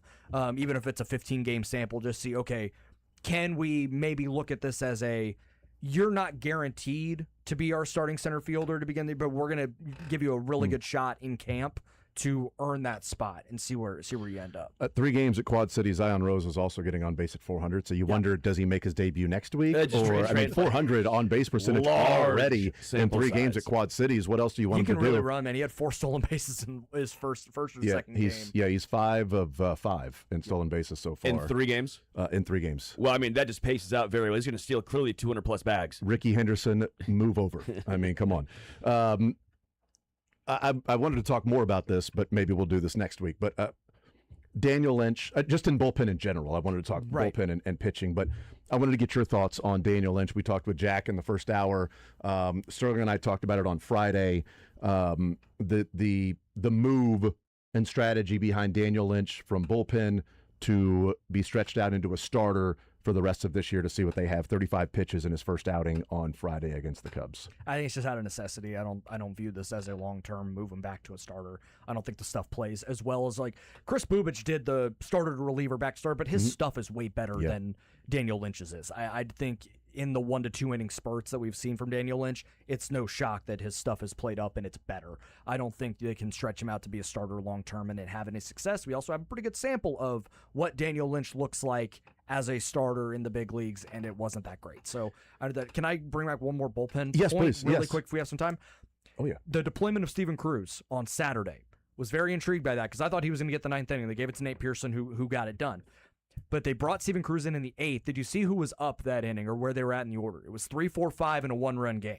I was at a birthday party, so No, but yes, I wasn't playing as... It was middle of the order, 1-run game, and they brought him in for that spot. He gave up a hit, but ended up getting a strikeout and got out of the inning. Yeah. Maybe they're trying him in some of the fireman type role. Ersig, who they thought Ersig was going to be. Correct. 2024 Ersig. So I think that may be how they're using him. Give him some 9th innings, but having a guy like Pearson, Duran, down the road here. Hopefully sooner rather than later. It gives them a little more opportunity to use Steven Cruz in some more of these high leverage situations. I think that's interesting for, if not this year, but for next year. But I like that thought because, if they're going to go out and spend money and attack the bullpen, I think there's a pretty decent chance that the Royals go out and say, the money we spent on Estevez worked out in 2025 because he had 42 Correct. saves. The bullpen money will be spent on a legit closer, and we can build then around the closer. But look what happened this year when you didn't have a closer and you were trying to piece it together. Yep. It didn't work. Last year it worked. The bullpen was awesome, and they had a guy go out there with 42 saves. And when he came in the 9th inning to protect a lead in the 9th inning, he only blew 1 save. The other blown saves happened in the ghost runners in extra which is innings. a different situation. It's stupid. It counts as a blown save, Which it shouldn't. but it's not a blown save. But he was whatever it was like 37 I think to he 38. blew maybe 2 the whole year that were actual blown Yes. saves. He was like 42 of 44 in those situations. Right, and so I think the Cruz missile thing that you're talking about is a really good point, because if they go out and spend their money on a free agent closer and he can be a fireman, Daniel Lynch moves back and he's your left-hander, then you've got 3 guys to at least start around your bullpen with. And depending on what Duran and Pearson do. Yeah, after I the end of this year. like Pearson, man. I mean, I liked him obviously when he was in Toronto when he was a young guy, but I've been pretty impressed so far with him. I want to keep seeing him get more and more opportunity. I was actually happy with Cruz going the 8th, so that way we can see Pearson. I want to keep seeing Pearson in high leverage spots because you can't count on Ersig bouncing back now at this point. There's no way you can do that. He's now shown you enough to where, all right, this is looking more like who he is. And those good aspects he brought when he got to Kansas City, that looks more like the outlier. Yeah, absolutely. And with Pearson, I'm intrigued. Obviously, the fastball it's 97 to 99, and the curveball is interesting because what's weird about it is that when you see a guy throw upper 90s, you see that curveball and it's 87, 80. It's 80. It's almost like his changeup in a way where it's a 16-mile-an-hour difference between the fastball and the curve. And if you're selling out for heater, which you have to do with a guy like that, he's going to flip that thing over, and you're going to do what PCA and I think it was Pedro Ramirez did, where they're going to swing right over it because they're so geared up for 98. Well, you don't see a lot of guys back in that throw curveballs anymore. It's mostly slider. Yeah, fastball slider. And so when you see the little wrinkle to it, and he throws a slider too. But he does, but it looks like it's better and it's grading out a little bit better than it did, which is what Brian Sweeney's bread and butter is developing and tweaking sliders for guys to help them be a little bit more effective. Yeah, I mean, there are some names that'll be out there for some of the closer roles, but we'll see where they're going to spend their money on that. I do. My only worry is they're going to pay a guy that is kind of in the same mold of the Strom, the been there, done that guy that's maybe over the hill, and then you're in almost the exact same position you've been in this year. That is my only concern with spending a lot of money on a closer when you look at the guys that are free agents going into next year. Yeah, we'll see what ends up happening. And they went a little bit older with Estevez, so maybe Iglesias or something like that. He didn't really show that he was even over the hill at that point, right? Yeah, true. He was still in the middle of his reliever peak, which is obviously shorter than most pitchers. Is Chapman on the final year of his deal? Oh, he's got a mutual option next But year. mutual options almost never get picked up. Yeah, So that would so be he might end up being just an unrestricted, and maybe that's the route they go, and they say we're overspending, we're going to overspend for this guy because it means that much. If they feel like offensively and position player they're good, and they got to attack the starting rotation and the bullpen, maybe they're going to say we can attack the starting rotation, but then Cruz, Lynch, and Chapman, or Iglesias, or Helsley, or some of the other guys that are just out there that have options that aren't going to be picked up typically, and so we'll see if that's the case. That's the route they go. Boy, I had another 20 minutes to talk to you about Jacob Berry, but we're not going to be able to get into it and discuss that. Larger sample next week. Let's discuss. Look, man, he's also played 3 games, and he's got a home run and 2 doubles already in the 3 games for AAA. I'm not sure who's blocking him from coming up right now and being the difference maker. Joel, you're the man. Appreciate it as always, brother. Appreciate you guys. Joel Penfield, One Royal Way podcast. Check that out. He had a great show last week in the trade deadline breakdown. And you can also continue to go there and check out all of the different stuff with KCSN. We'll take a time out. We'll come back. I want to talk a little more baseball and the weight that keeps getting carried by the Dodgers, and it's a little disingenuous. And this was done. I'm really surprised by it being done at the Athletic, but we'll talk about what I mean with that coming up on the other side of the break. More Zone next.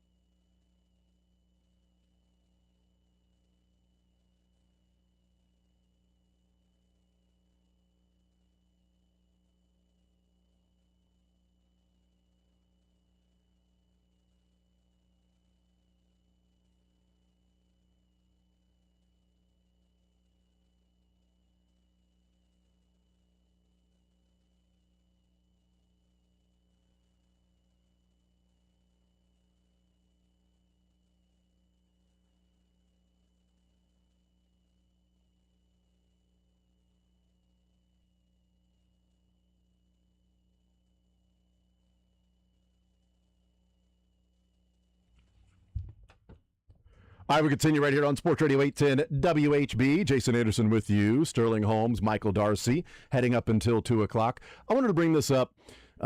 This came from The Athletic. Ken Rosenthal had his behind-the-scenes reporting on what took place with the Dodgers and the trade for Tariq Skubal, who was on the mound tonight, making the Dodgers home, pitching debut, all of that stuff. So he wrote about, what took place behind the scenes for Tariq Skubal, how he ended up with the Dodgers and not with the Brewers or the Rays or the Braves, wherever else. And so he had all of that, talked about and everything. And I don't think the price tag was as cheap for Skubal as it sort of was made out to be, that people were saying, like, well, if you're not going to pay that, like Skubal should have gone for more value than that. And people are not taking into account the fact that he's a rental, just the fact that he's going to end up with the Dodgers anyway. But he's a rental, and there aren't many true rental front-end starters that typically become available at the trade deadline. In fact, if you go back and look at the true rental, what would be considered quote-unquote high-end pitchers that were traded at the trade deadline, there wasn't one last year. 2024, the best was Jack Flaherty. He returned the number 8 and number 22 pitchers in the Dodgers system. No top 100 prospects. And they're always overvalued. Yep. 2023, oddly enough, Jack Flaherty, again, was the best one on the market. He brought back the number 16 and number 18 prospects in the Orioles system. Then you got to go back. Like, there's a lot of high-end pitchers that were traded, but they had team control for at least one more year. It wasn't a true rental. 2017, Yu Darvish. Yeah, you. No, you. No, you. You. He brought back the number 4 player in the Dodgers system and number 80 overall. And that makes a little more sense. Jack Flaherty's tough because he's a really good pitcher. Right. But just we haven't seen that. Yeah, it'd be almost... Skubal's a rental and brought back 2 top 100 prospects. Yeah. So I don't know how people can say that's cheap. He had an arm issue this year already. Yeah. He returned from the arm issue. You're going to get how many starts from him that matter? You're making the playoffs if you're the Dodgers. Oh, so that matters a good 5 call. starts that matter to help you win a World Series. What's that worth? To them, it was 2 top 100 prospects and a top 25 prospect. Both those prospects were higher than what Yu Darvish brought back. And I think he's better than you, but you at that season, I think he's better than me too, but you ain't got to. That was really quick for you just to assume Skubal's better than me and Yu Darvish. Yu Darvish in 2017 is when he was traded. 3.86 ERA. Year prior was 3.41. What was he though before he got traded? Because they can break it up. Not great. 4.01. Okay, so he was better when they traded for him. Then if he ended up with a 3.8. He did. Then he obviously had he had some seasons that were great. That 20 COVID year 2.01. I mean, Yu Darvish was a really good pitcher. I mean, his career ERA is 3.65. Yeah. And it's like, what we talked about. Like if in 2024 the Brewers would have gone for it and just stopped being cheap or something, and they traded Jacob Mizorowski, okay, cool, they went for it then. But now you got Mizorowski for 6 years control. Teams like the Brewers can't afford that. If Zaire Hope goes on to be amazing and Tariq Skubal signs with the Mets or something, the Dodgers can overcome that.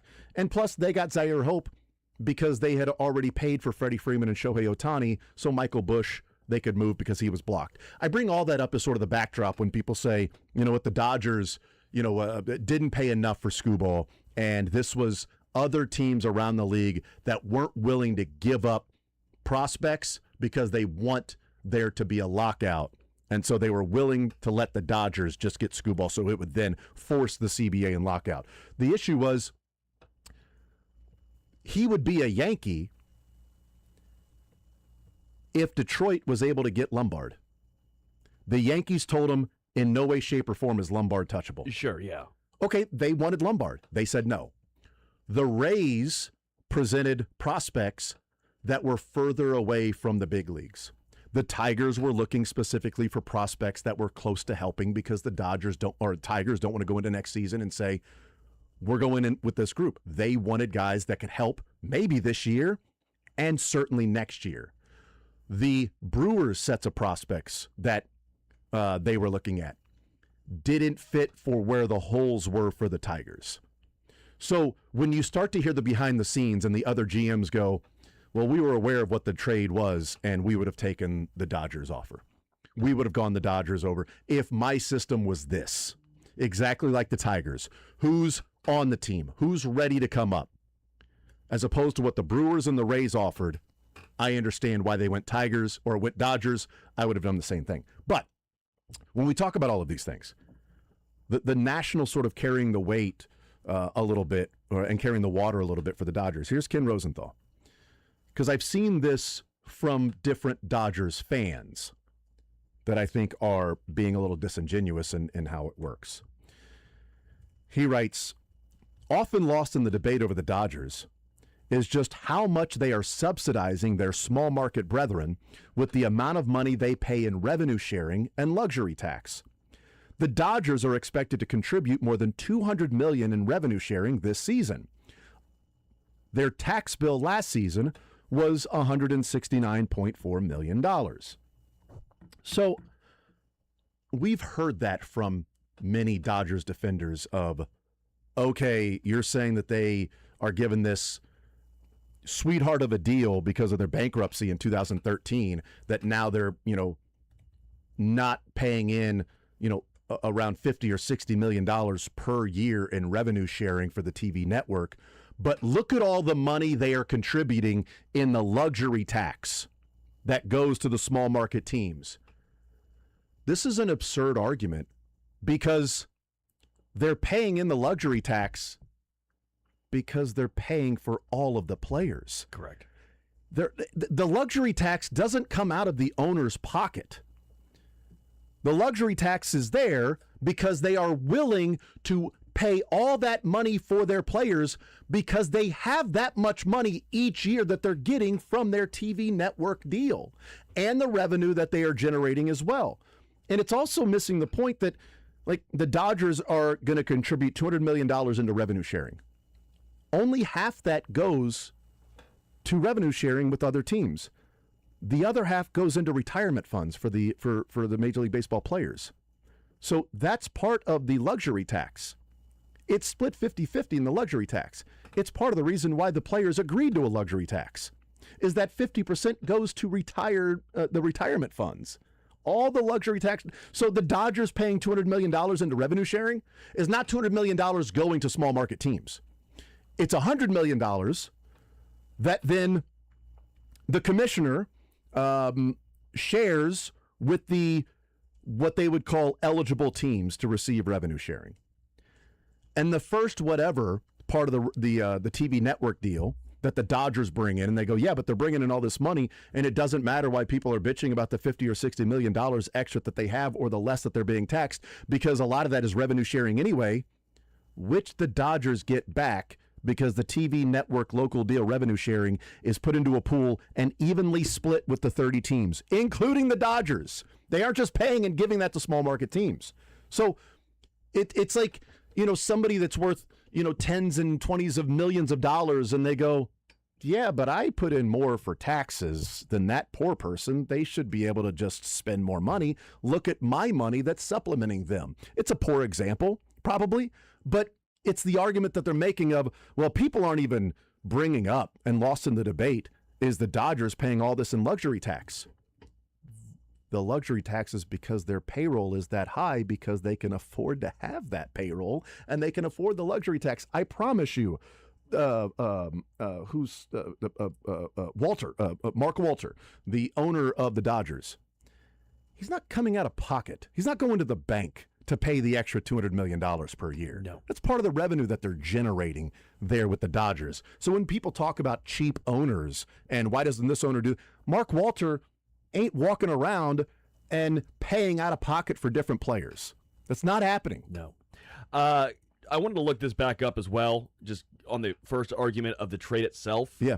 Obviously, CC Sabathia was a name that I brought up, and also His name was Karsten Charles. Thank you. weirdly enough, another Brewer that actually ended up going to the Angels. I want to look up Zach Greinke, because Zach Greinke at that time would have been in line probably with Tariq Skubal.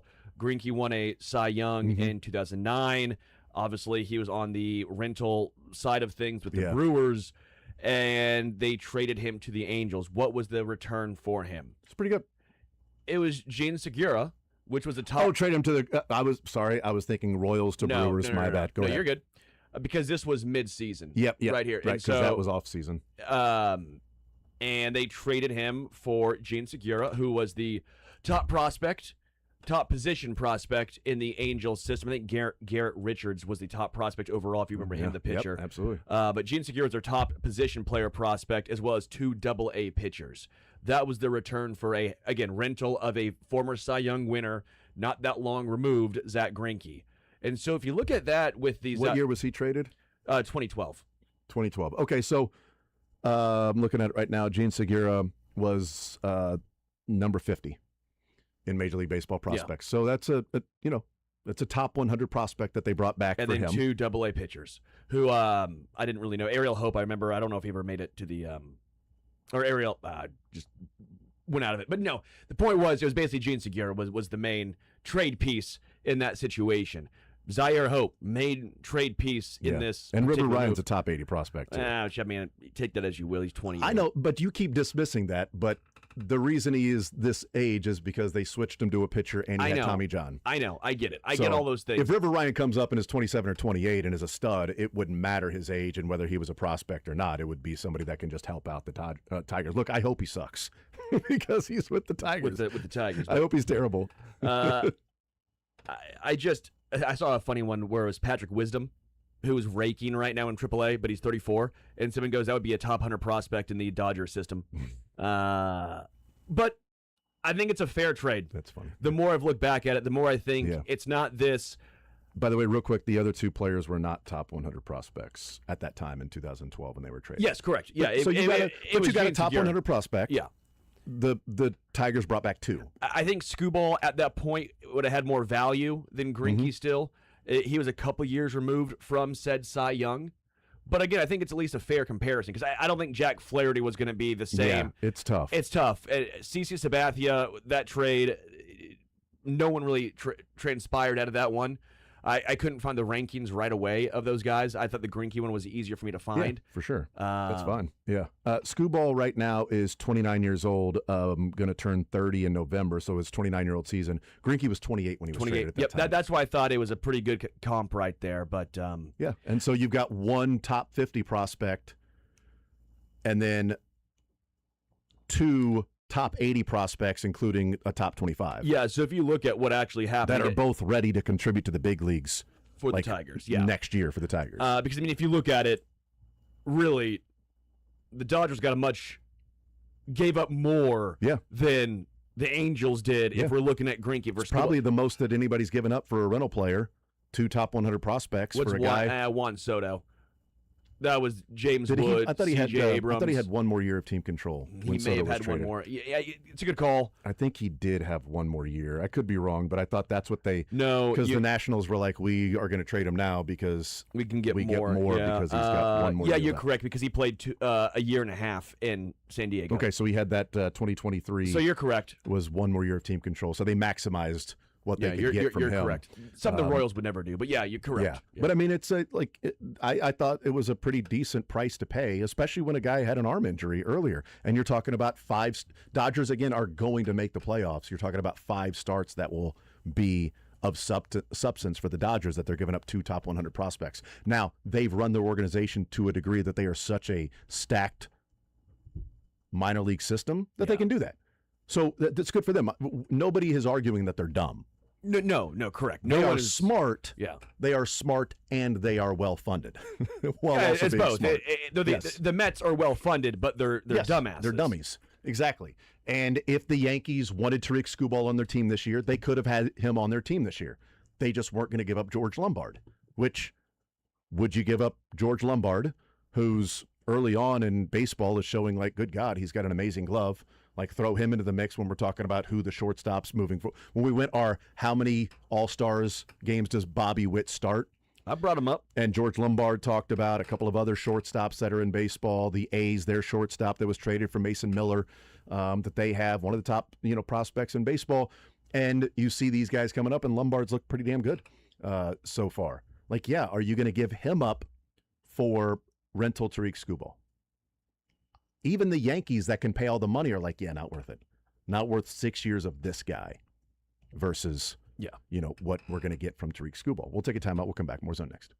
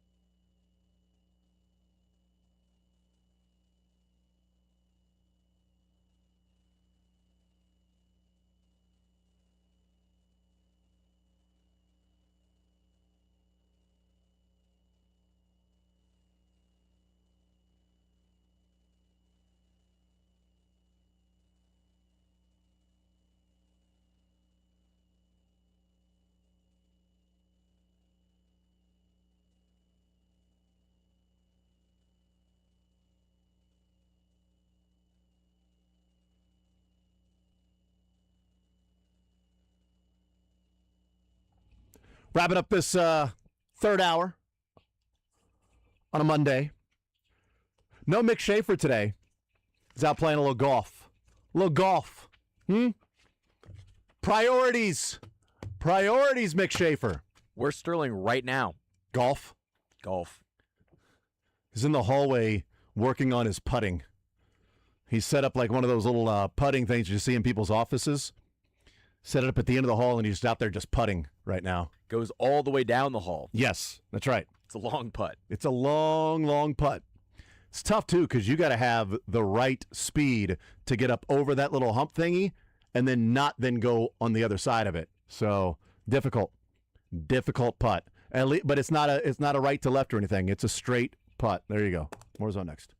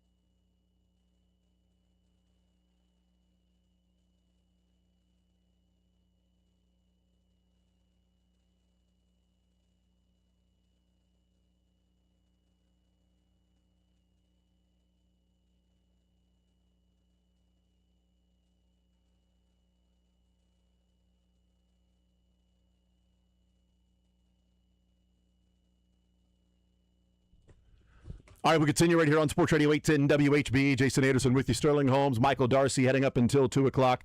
A little Learn, Funniest Best coming up in the next segment. We talked a lot about the Chiefs in the first hour of the first segment. Eric Bieniemy back with the Kansas City Chiefs, returning to practice today. This, according to Andy Reid, sort of sounded like as things progress, this might have been the target date that they were looking for. Full week of padded practices last week. Off day, Bieniemy returns, which also, the first and foremost part of that is that he's returning because things are going well at home. Mia's stable. Andy Reid said, stable and in good hands. So Eric Bieniemy back at practice. Xavier Worthy, Christian Fulton, Ashton Gelati, Jeffrey Bassa all returned to practice. Trey Smith missed his third straight practice. Andy Reid did clarify the hip specialist that he said everything was good. It's still more short term for the hip and nothing that they're worried about longer term. Drew Tranquil sat out practice again today. L'Jarius Sneed missed practice today. And Mansour Delane was in pads again, but still wearing the yellow jersey in pads. He's put on pads the last 3 padded practices. I think he's been out there in pads, but still wearing the yellow jersey. Yeah. Can't hit, but at least he's fully padded up. And it is funny. It's like, I can't hit or do anything with pads, but he's wearing them. He's wearing pads. You just got to get ready. You got to move. You got to be able to guard the receivers and do some of those things while wearing your pads. In fairness, I've always said they should do combine and pads. That would be better. Not bench press, obviously. That'd be dumb. No, bench press and pads. But yes, that's what I'm talking about. All the 40-yard dash, all of the receiver drills. The receiver gauntlet when you got to run down on one line. I've always... Also, quarterback drills, throwing. Yeah. I've always thought it was silly. I'm like, yeah, some dudes look great when they're not wearing pads. That's what I thought that, was it Johnny Manziel? That I thought Johnny Manziel would start a trend. In his pro day, he wore his helmet in the pro day. And I'm like, well, why wouldn't you want that guy? That's how he's looking.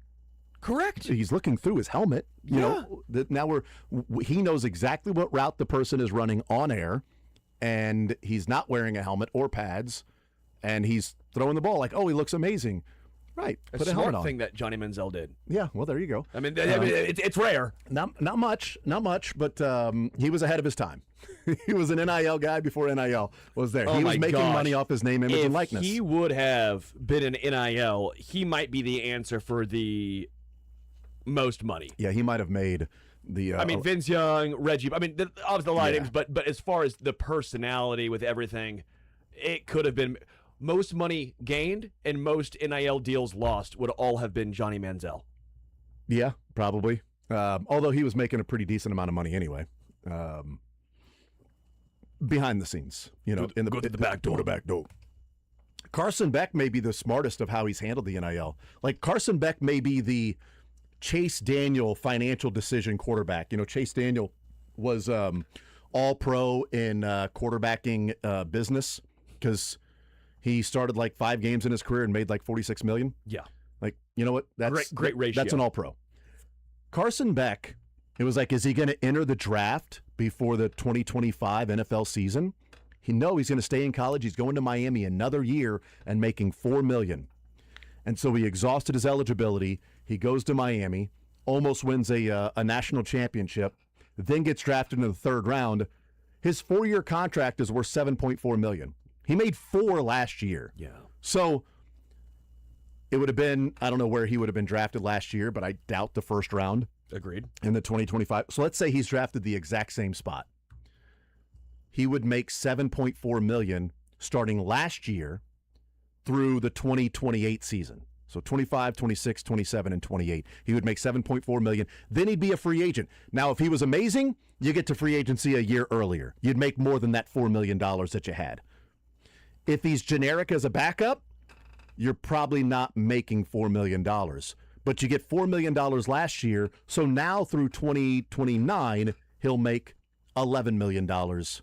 That'll be, essentially, it's not all guaranteed because only $1.9 million was guaranteed of the 4-year deal for Carson Beck. He got $4 million last year. I think he would have been drafted lower. He would have been coming off of a UCL surgery that he had in that Notre Dame game. He had to prove that he could come back.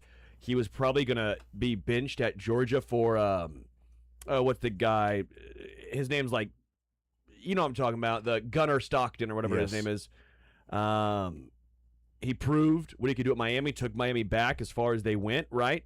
I think Carson Beck helped his draft stock, made an absurd amount of money, and $3.6 million is guaranteed on his 7.4. So he made $4 million last year. In the 4-year contract, he will get 3.6 guaranteed. And I think he grew. I mean, I was impressed with Carson Beck. I think a lot of us joked when he was at Georgia that final year, Georgia's a great team, but you have Carson Beck as your quarterback.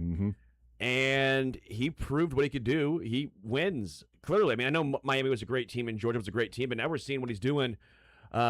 Is it Arizona? Arizona, yeah, in the Hall of Fame game. And I know it's a preseason game. No, he's going to be in the Hall of Fame. That was the connection with that game. But again, I think quarterback is different. You can stay an extra year, and it's not going to hurt you too much. Yeah. If you're a running back, and you stay an extra year, you just lost yourself money. If you're a wide receiver, you stay an extra year, you probably lost yourself money. Yeah, turning 24 mid-season your rookie year is not typically viewed as added value. No. Quarterback, Carson Beck's turning 24 this year. If he's a franchise guy, I mean, again, he's a third rounder, so you're not counting on him being that. Who cares? Doesn't kill you. 25, whatever it might be, There's just very few positions where age doesn't make a massive difference if you're older, and quarterback is one of them. How old is Tyler Shuck? Isn't he like 32? It feels like he was an older guy, right? He is 26, going to be almost 27. So he was 26 last year. And he is somehow ranked in the Dodgers prospects. I like it. Mendoza turns 23 this year. Yeah. So he's a year younger than Carson Beck. He turns 20. So that would have been Carson Beck if he came out last year, would have then be turning 23 midseason.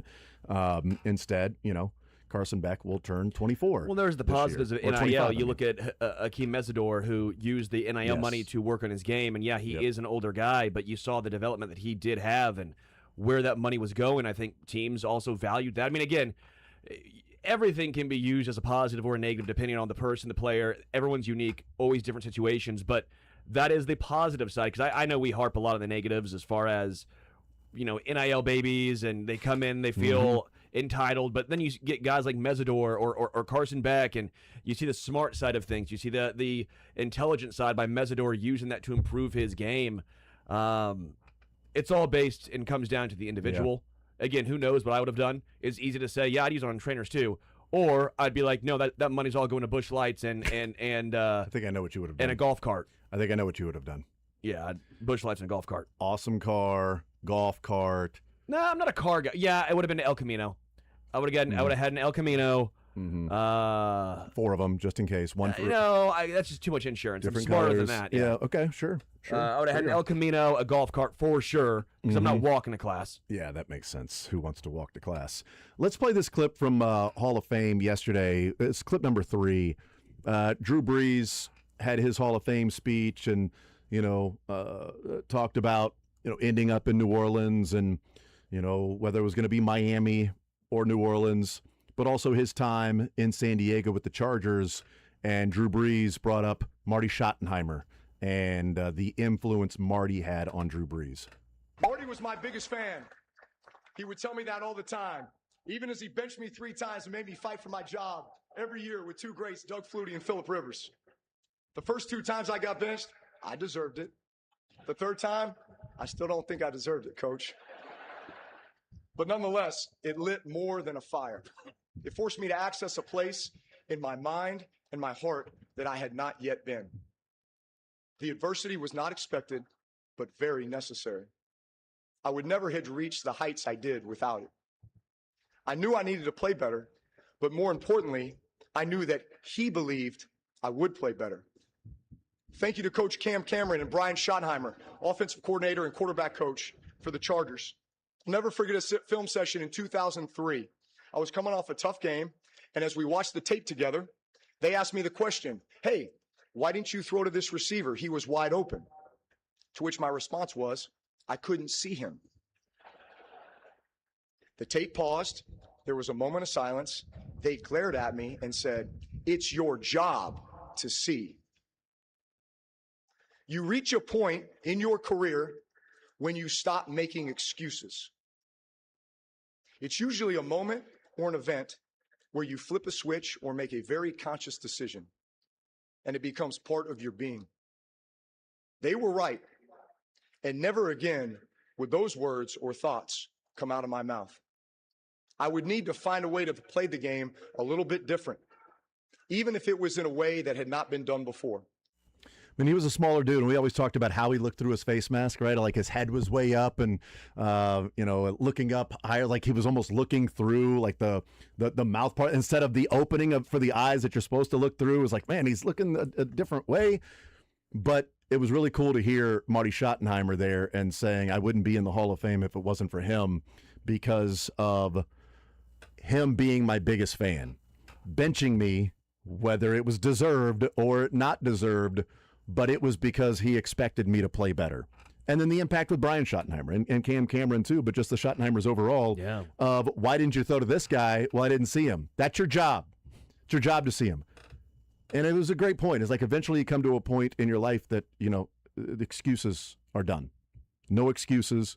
You got to go and perform and do what you're expected to do and stop with the immature, childish, young adult excuses as to why this happened or that happened. It happened because of you. It happened because you weren't doing what you were supposed to be doing. You're paid to do this. Well, I didn't see him. So see him. Yeah. That's the point. That's your job. And so being challenged to, you have to play better. You maybe didn't think you should have been benched, but we think you're better and you need to play that way, and stop with the excuses.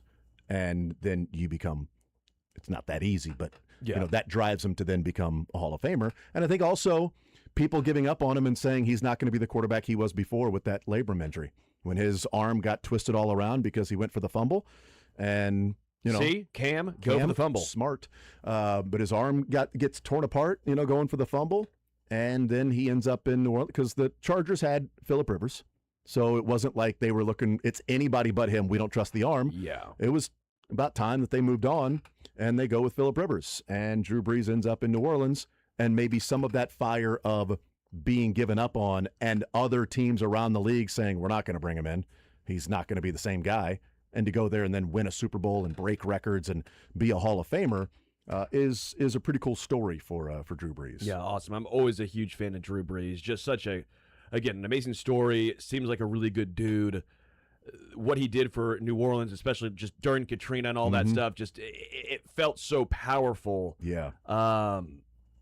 Such an easy guy to root for, and it was cool seeing obviously a little slight Chiefs connection there. But you're right. It was not like the Chargers were just moving on because they had Brody Croyle sitting there. Sorry, Brody, but they had Phillip. They had a guy that was a franchise quarterback. Took a first-round pick on Phillip Rivers.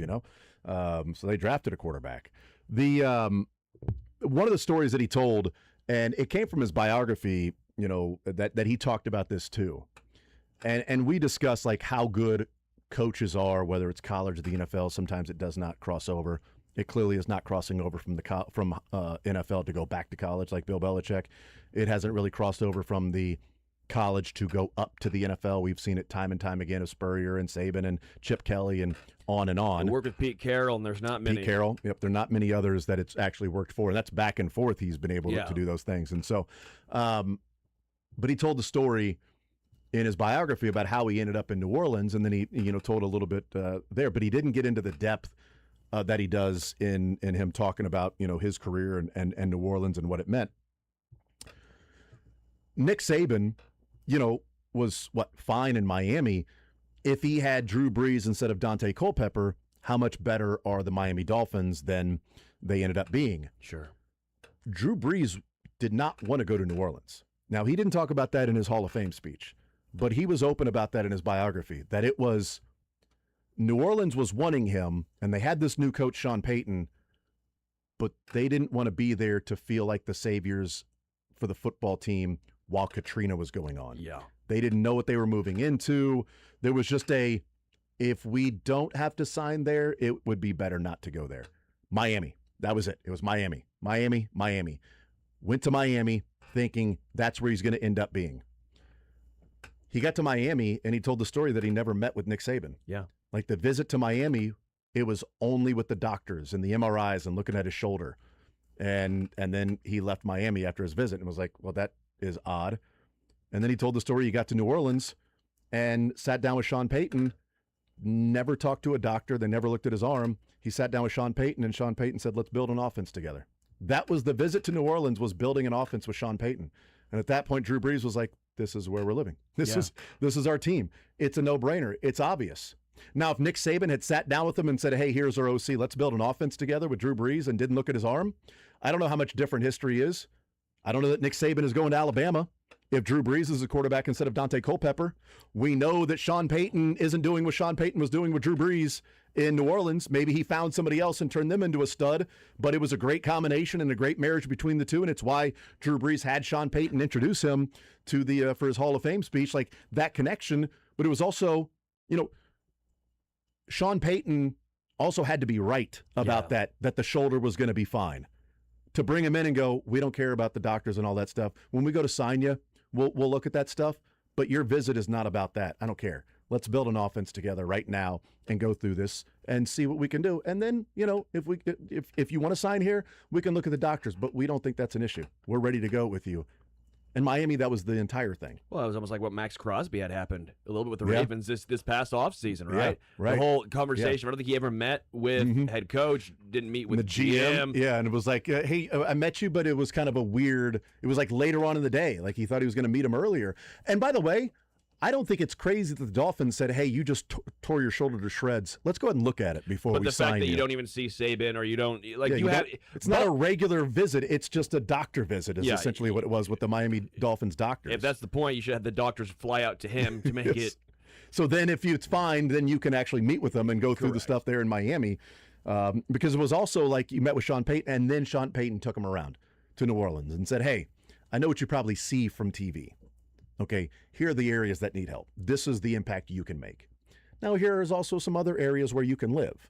All right, so this is a pretty big city. It's not just what you're seeing on TV. So that was a real recruiting trip. Like it was New Orleans and Sean Payton trying to bring him in. But it was a risk because if his shoulder never responded, then Sean Payton, new coach there in New Orleans, and then they just keep losing and he's fired. Let's head down to Bourbon Street here, Drew. Let's see if you can handle these hurricane drinks. Right. If your arm can handle these drinks, that's right. Then you'll be fine. Yeah. But it was cool. The Hall of Fame ceremony yesterday. I don't typically watch them that often, but I tuned in for a couple of them when it was Drew Brees was one that just happened to be on the tube when I was watching and things like that. So I didn't watch much of the Royals game because I don't think anybody needed to watch much of the Royals game. I watched too much of it, and it was not fun.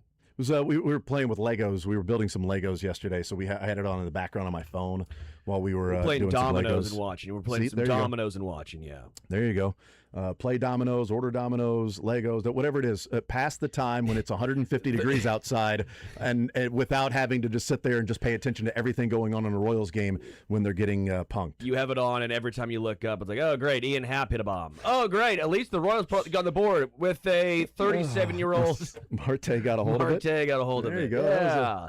It's a great. That's good for the future. Smoked it. Nice job. He did well torch done. that ball. Yeah, he did. Happy for him, but miscommunication, outfield stuff. Those things happen Yeah. throughout the course of a game. So, yeah, we didn't watch much of it yesterday. You're lucky. Enjoyed Saturday's game though. Yeah. You know, the Jack Caglione game. I mean, that's what he can do on a particular night. 2 home runs, 2 doubles, and carry the offensive load for a night. And, he's the guy that's the reason you won. Yeah, you didn't give up 15 runs, but you also had a guy that, was driving in the runs himself for opportunities. And, I mean, I think he should get a WAR for that. Like 1 WAR. Okay, well, then you probably got one taken away there from the day before. So what are you talking about? It's like a 0.2 WAR taken away. Cags has been intriguing because he's really starting to turn it on. His OPS is nearly 800 now. Again, we talked about it's not like a Kurtz season where Kurtz was just over 1,000. Even this year, I think Kurtz is like 850, and they're like, well, it's a down year. It's regression for him. But Jack's really starting to turn it on now. Hits the 20 home run plateau, right? That's always a nice little treat to see right there. The underlying metrics are really, really good for the most part. He's never going to walk a lot, I don't think. Probably going to have a lot of swing and miss at times in his game. Might chase a little more than you'd like. But when he squares it up, his expected batting average is 277. Expected slug is 510. You're looking at someone who has an elite average exit velocity, elite bat speed, an elite hard hit percentage. What he's doing looks like it's trending up. Yeah. My concern now shifts to Carter Jensen, where Carter's underlying metrics pretty darn bad for the most part. I think you can chalk it up to he's getting tired. Could be. I think you can chalk it up to a sophomore slump. I think you can chalk it up to he probably wasn't expected to play this much catcher, but Salvi's been so bad, and you're trying to see what Carter can do as the season's over. He's 23. Let's keep putting you out there. But my concern level now shifts to Carter because Cags has now proven it looks like he's on an upward trajectory. Carter now, for example, his expected batting average this year, 202. Ugh. What's the expected on base? 283, which is the seventh that percentile. sucks. Expected slug, 358. Yeah. So, I mean, the numbers themselves are pretty good. 722 OPS, you take that, right? Yeah. Right now, 23-year-old catcher, sure. Yeah. But you look at where the trends are heading, and it's not great. Yeah, and, you know, that could be simple explanations for it, right? Again, if you said he's but it getting could also tired be- because he's it played could- so much catcher, sure. I mean, it could also be the league, you know, seeing what Carter is doing and, you know, adjusting to that and having a hard time then adjusting back for him. It's been a brutal, 2 months. Yeah, so June he OPS'd at 860. Well, April and March OPS'd at 818. May OPS'd at 580. June OPS'd at 860. July 637. August 587. Yeah. So after that June, smoking the baseball, that hasn't really been. 11 of his 16 home runs have come in April and June. So the 2 months that he was He pretty had 2 hot. months that were great. And the Yeah. other 3 or Yeah. 4 have been struggles. Before we get to Learn Funniest Best, let me ask you guys this. Cags is at 20, 43 games left. What's he end up with? 25? 27. I was going to say 27. Nice. 27? Darcy, I like that. Good call. I'll one, say one out of every 8 games would put him at 25. I think he'll have a game or two where he has a couple multi-home runs. He's had, 4 this year? 4 multi-home run games? I think Yeah. so, if my math's correct. Yeah. Or this might be a stretch where he starts to get hot with swinging the bat again. I don't know. I mean, again, he is trending up right now. I mean, it is.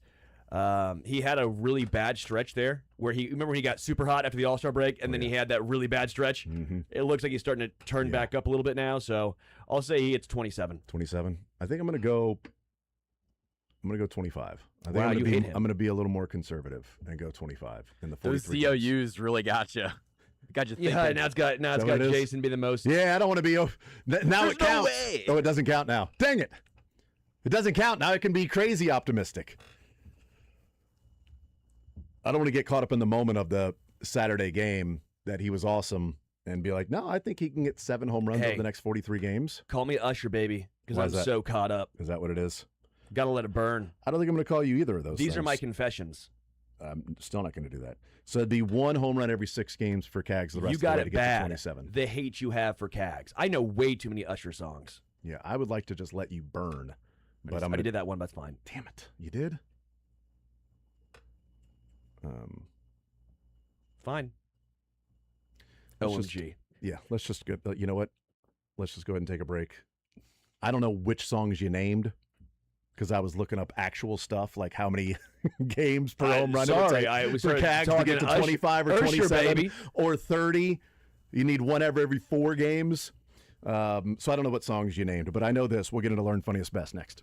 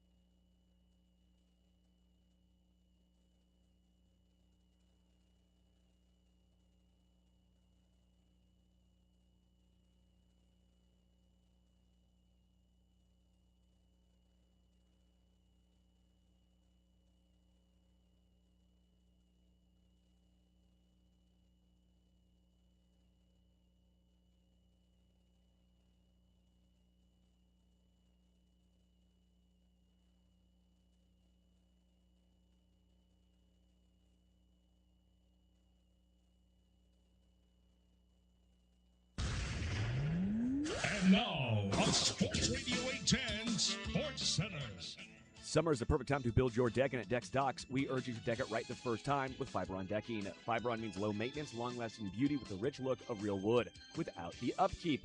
Visit DecksDocks.com to find your closest location. That's DecksDocks.com. Chiefs offensive coordinator Eric Bieniemy returns to the Chiefs after this 2-week absence following the shooting of his wife. He missed 11 practices, but his appearance back has already been felt if you've seen him get after it with Kenneth Walker and Brashard Smith in pass protection. Royals went 1-2 over the weekend. Jack Caglione hit 2 home runs on Saturday. That takes his season total to the 20 home run plateau. Royals take on the Dodgers tonight in L.A. That game at 9:10. Noah Cameron on the mound for KC. He is 6-8 with a 4.37 ERA. Tariq Skubal on the mound for the Dodgers, 7-6 with a 2.81. Noah Cameron has been very, very good ever since starting calling his own games.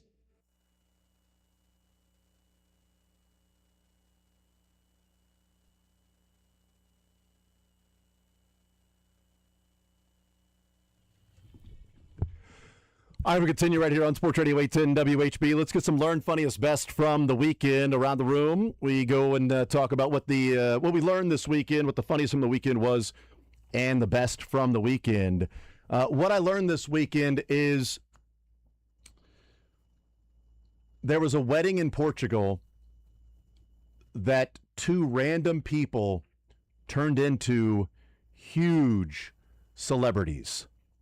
And the reason is, somehow, some way, a rumor started that over the weekend at a very specific church on an island of Portugal, that Cristiano Ronaldo was going to get married to his longtime significant other. Okay. And rumors started circulating. And then those in the media started confirming that it was Ronaldo getting married. Wow. Okay. The family of Ronaldo went public multiple times saying, this is not true. Okay. He is not getting married this weekend. That did not affect a lot of people, as the streets were lined and filled with fans and paparazzi to the point that cars couldn't get through and people couldn't walk for a random wedding that was not Ronaldo. So, did the guy look like Ronaldo? No, not even looking like Ronaldo. It was just 2 random. It somehow, there was a rumor that started that was the wedding for, and it just blew up to the point that media started confirming that it was his wedding. Fans in Ronaldo shirts, like, I'll show you the picture of how packed the streets were for these random people, and all the people going into the wedding that had invites to be able to get into the church, you know? So, elite for those people. Weird as hell. Weird as hell.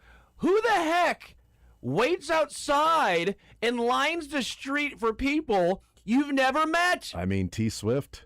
Look at these. I find that weird. Look at this. Like, the whole street is filled. Great for them. Yeah, it's awesome for them. Random. There just has to be so many unemployed they people. Are just waiting. Do you get a job, waiting for Ronaldo sir. to show up. I have never understood that. I want to wait outside in the streets of people I don't know. Yeah, but you know Ronaldo.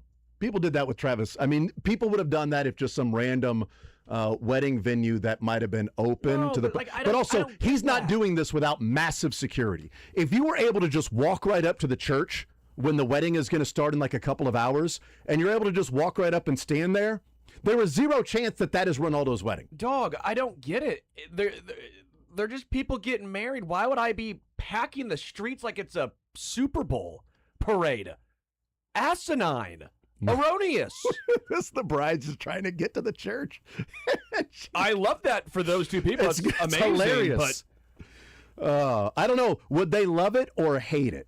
You know, would they be I like, think it'd be kind of fun. It's a great story, right? That would be awesome. Like, yes, you can have a random wedding that a lot of other people have had, but if you had a wedding where you know to a degree that you feel somewhat like would have been like if you were famous or you were Ronaldo. If it was actually Ronaldo's wedding, though, a lot more people would have been there. And also, and even you wouldn't weirder, have been able to get close to them. And it would have been even weirder. I don't understand.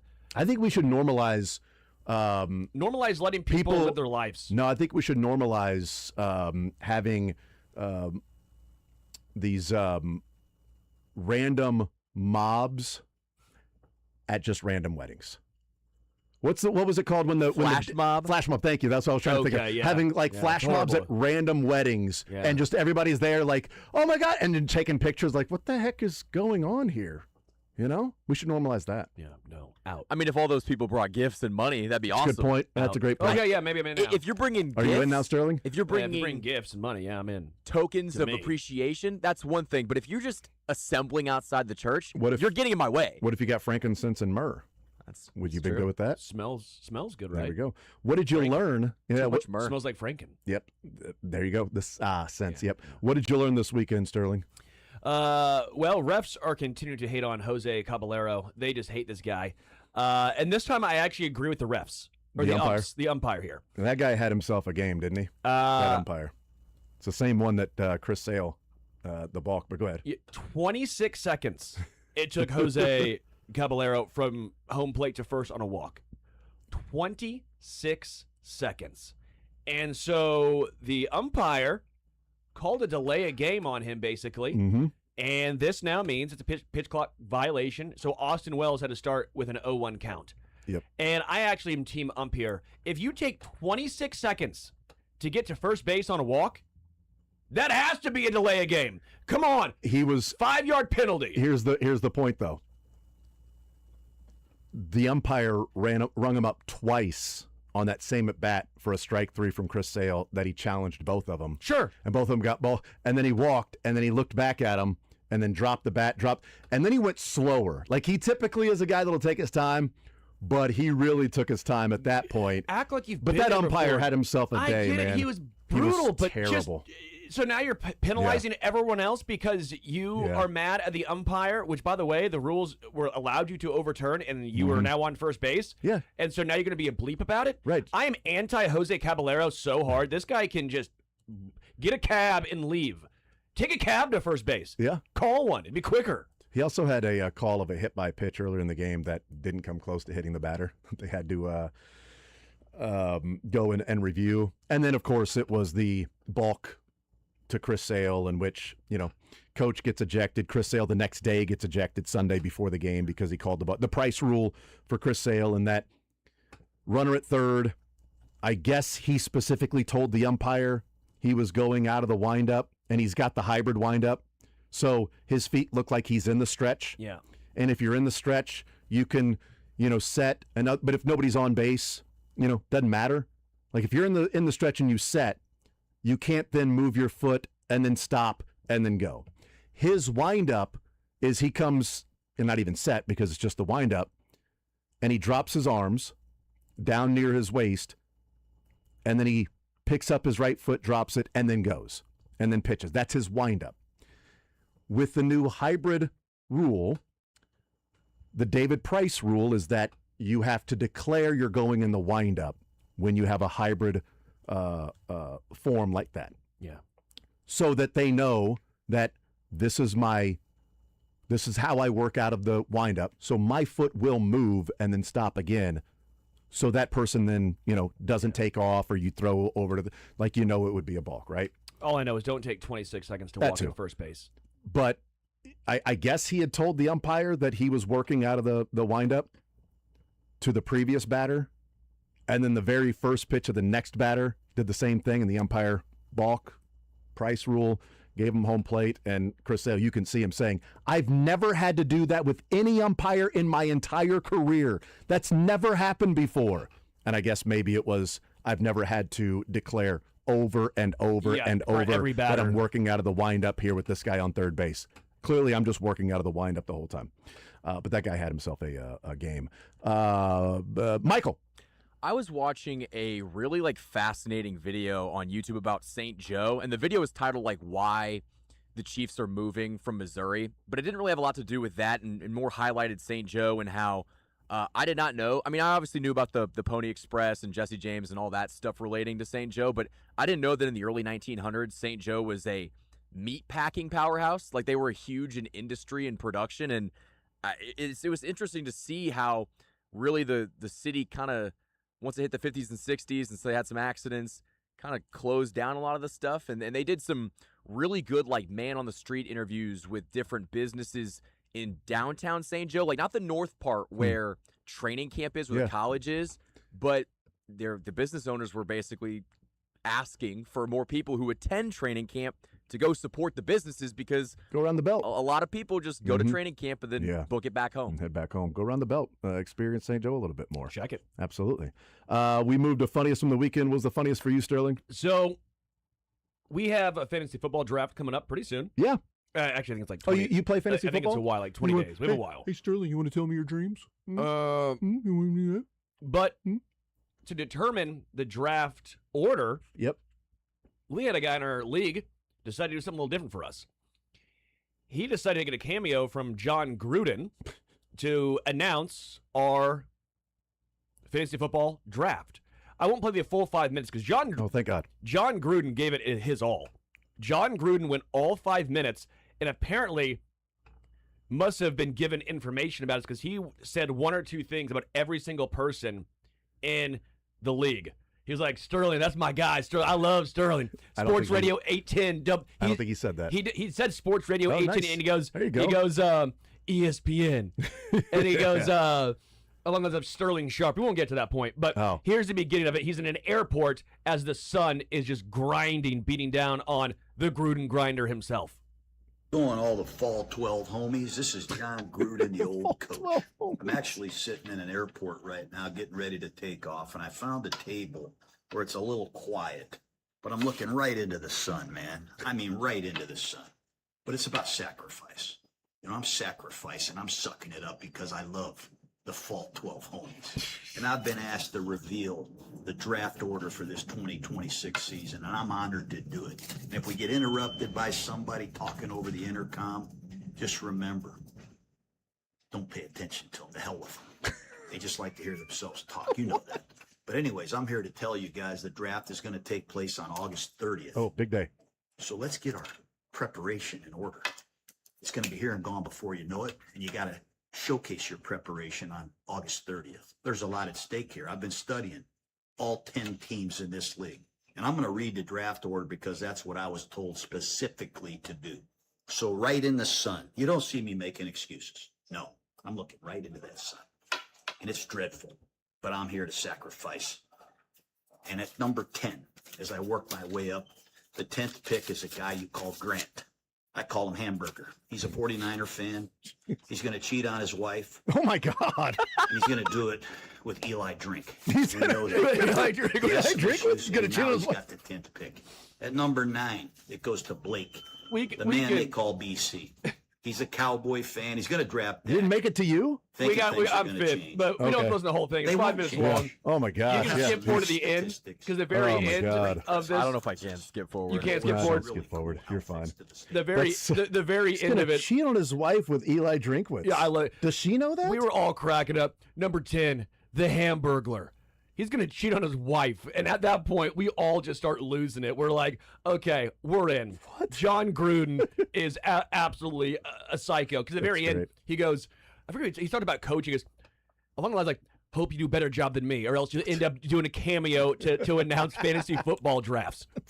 You know what? Whatever. I love like the self-awareness, the self-deprecating My humor. guy, Sterling. I coach Sterling Sharp, my favorite player ever. This is B.J. Holmes. He's got a face for radio, but he's got a show on sports radio. It's called 810 ESPN. Tell everybody at ESPN to get with it. Let's go. Get back in the left lane. Start kicking ass. At number 4, left lane. goes to Miles. Start kicking ass. Thank you. Yeah. So it's called 810 ESPN. Yeah, That's I love right. that. Thanks, John. We did a promo of that More zone yesterday. on 810 ESPN. Today's 810, by the way. Big day. Happy 810. Thanks, day, you know what I John. mean? Yes. So yeah, John Gruden. Oh, that's great. Yeah, so just going through and knew apparently a little bit about all of us. That's and, good. That's good.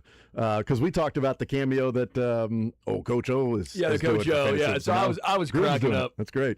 What was the funniest from the weekend for you, Michael? I don't know how I'm going to top that. I was on Twitter and I saw a newscast from Cincinnati. This is KJ Jacobs, a traffic anchor reacting to something that happened while he was doing it live.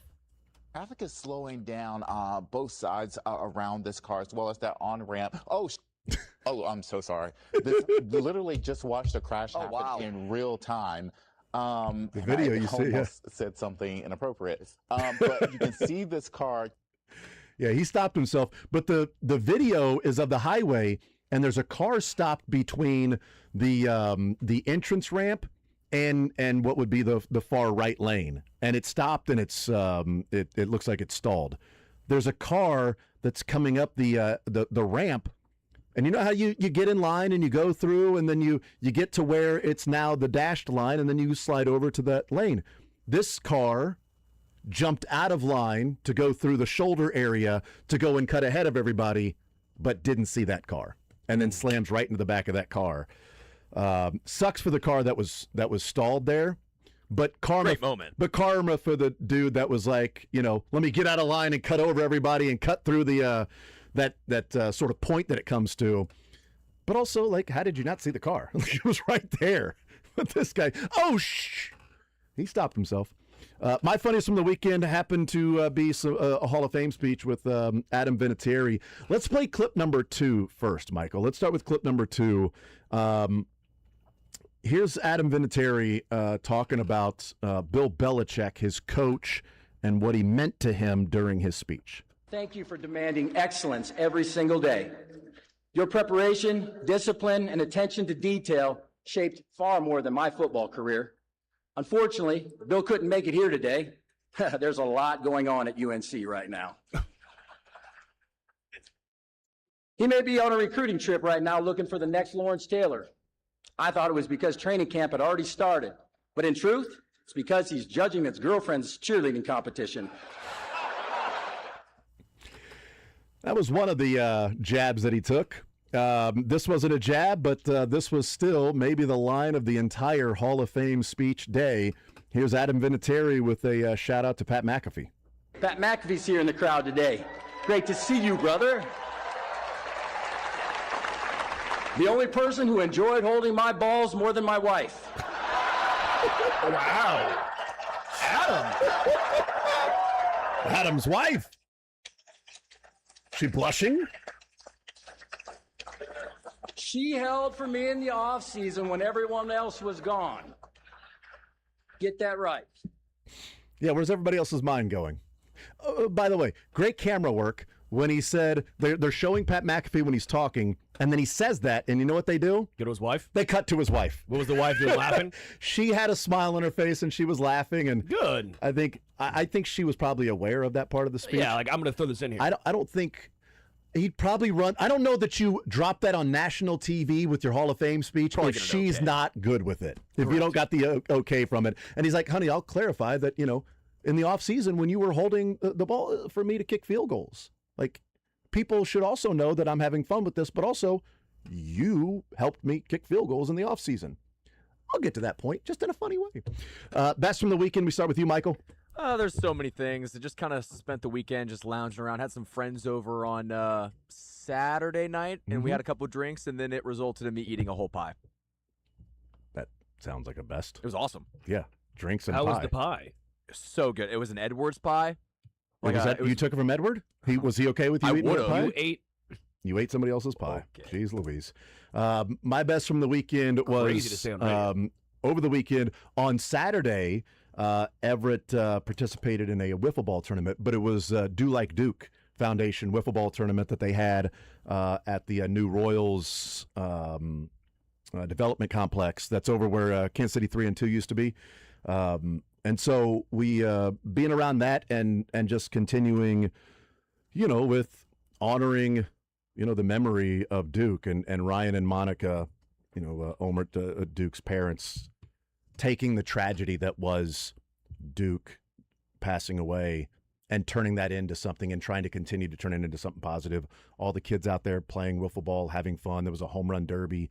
It was really cool. So that's easily the best from the weekend was the Do Like Duke wiffle ball tournament. Sterling? Well, yours was nice, sweet, impressive.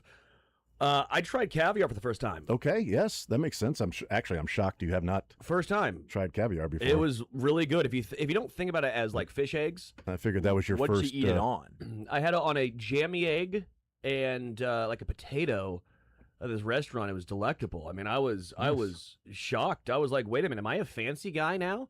Like normally I'm like, let's give me some. Now. Someone like give me some crawfish now, or like some redfish or something. You know, like I like a little. I don't need to be fancy. I'm not the classiest guy in the world, but yeah, I tried caviar and I was like, wait a minute. Was it good? Yeah. Interesting. Doesn't sound good. Well, I get it. I'm okay going through life never trying it. But I like to try things. Yeah. I'm okay never going through life trying Don't that. try anything once. That's right. Or twice. Almost anything once. Yeah. Clearly caviar too. We'll take a time out. We will wrap up the show coming up next.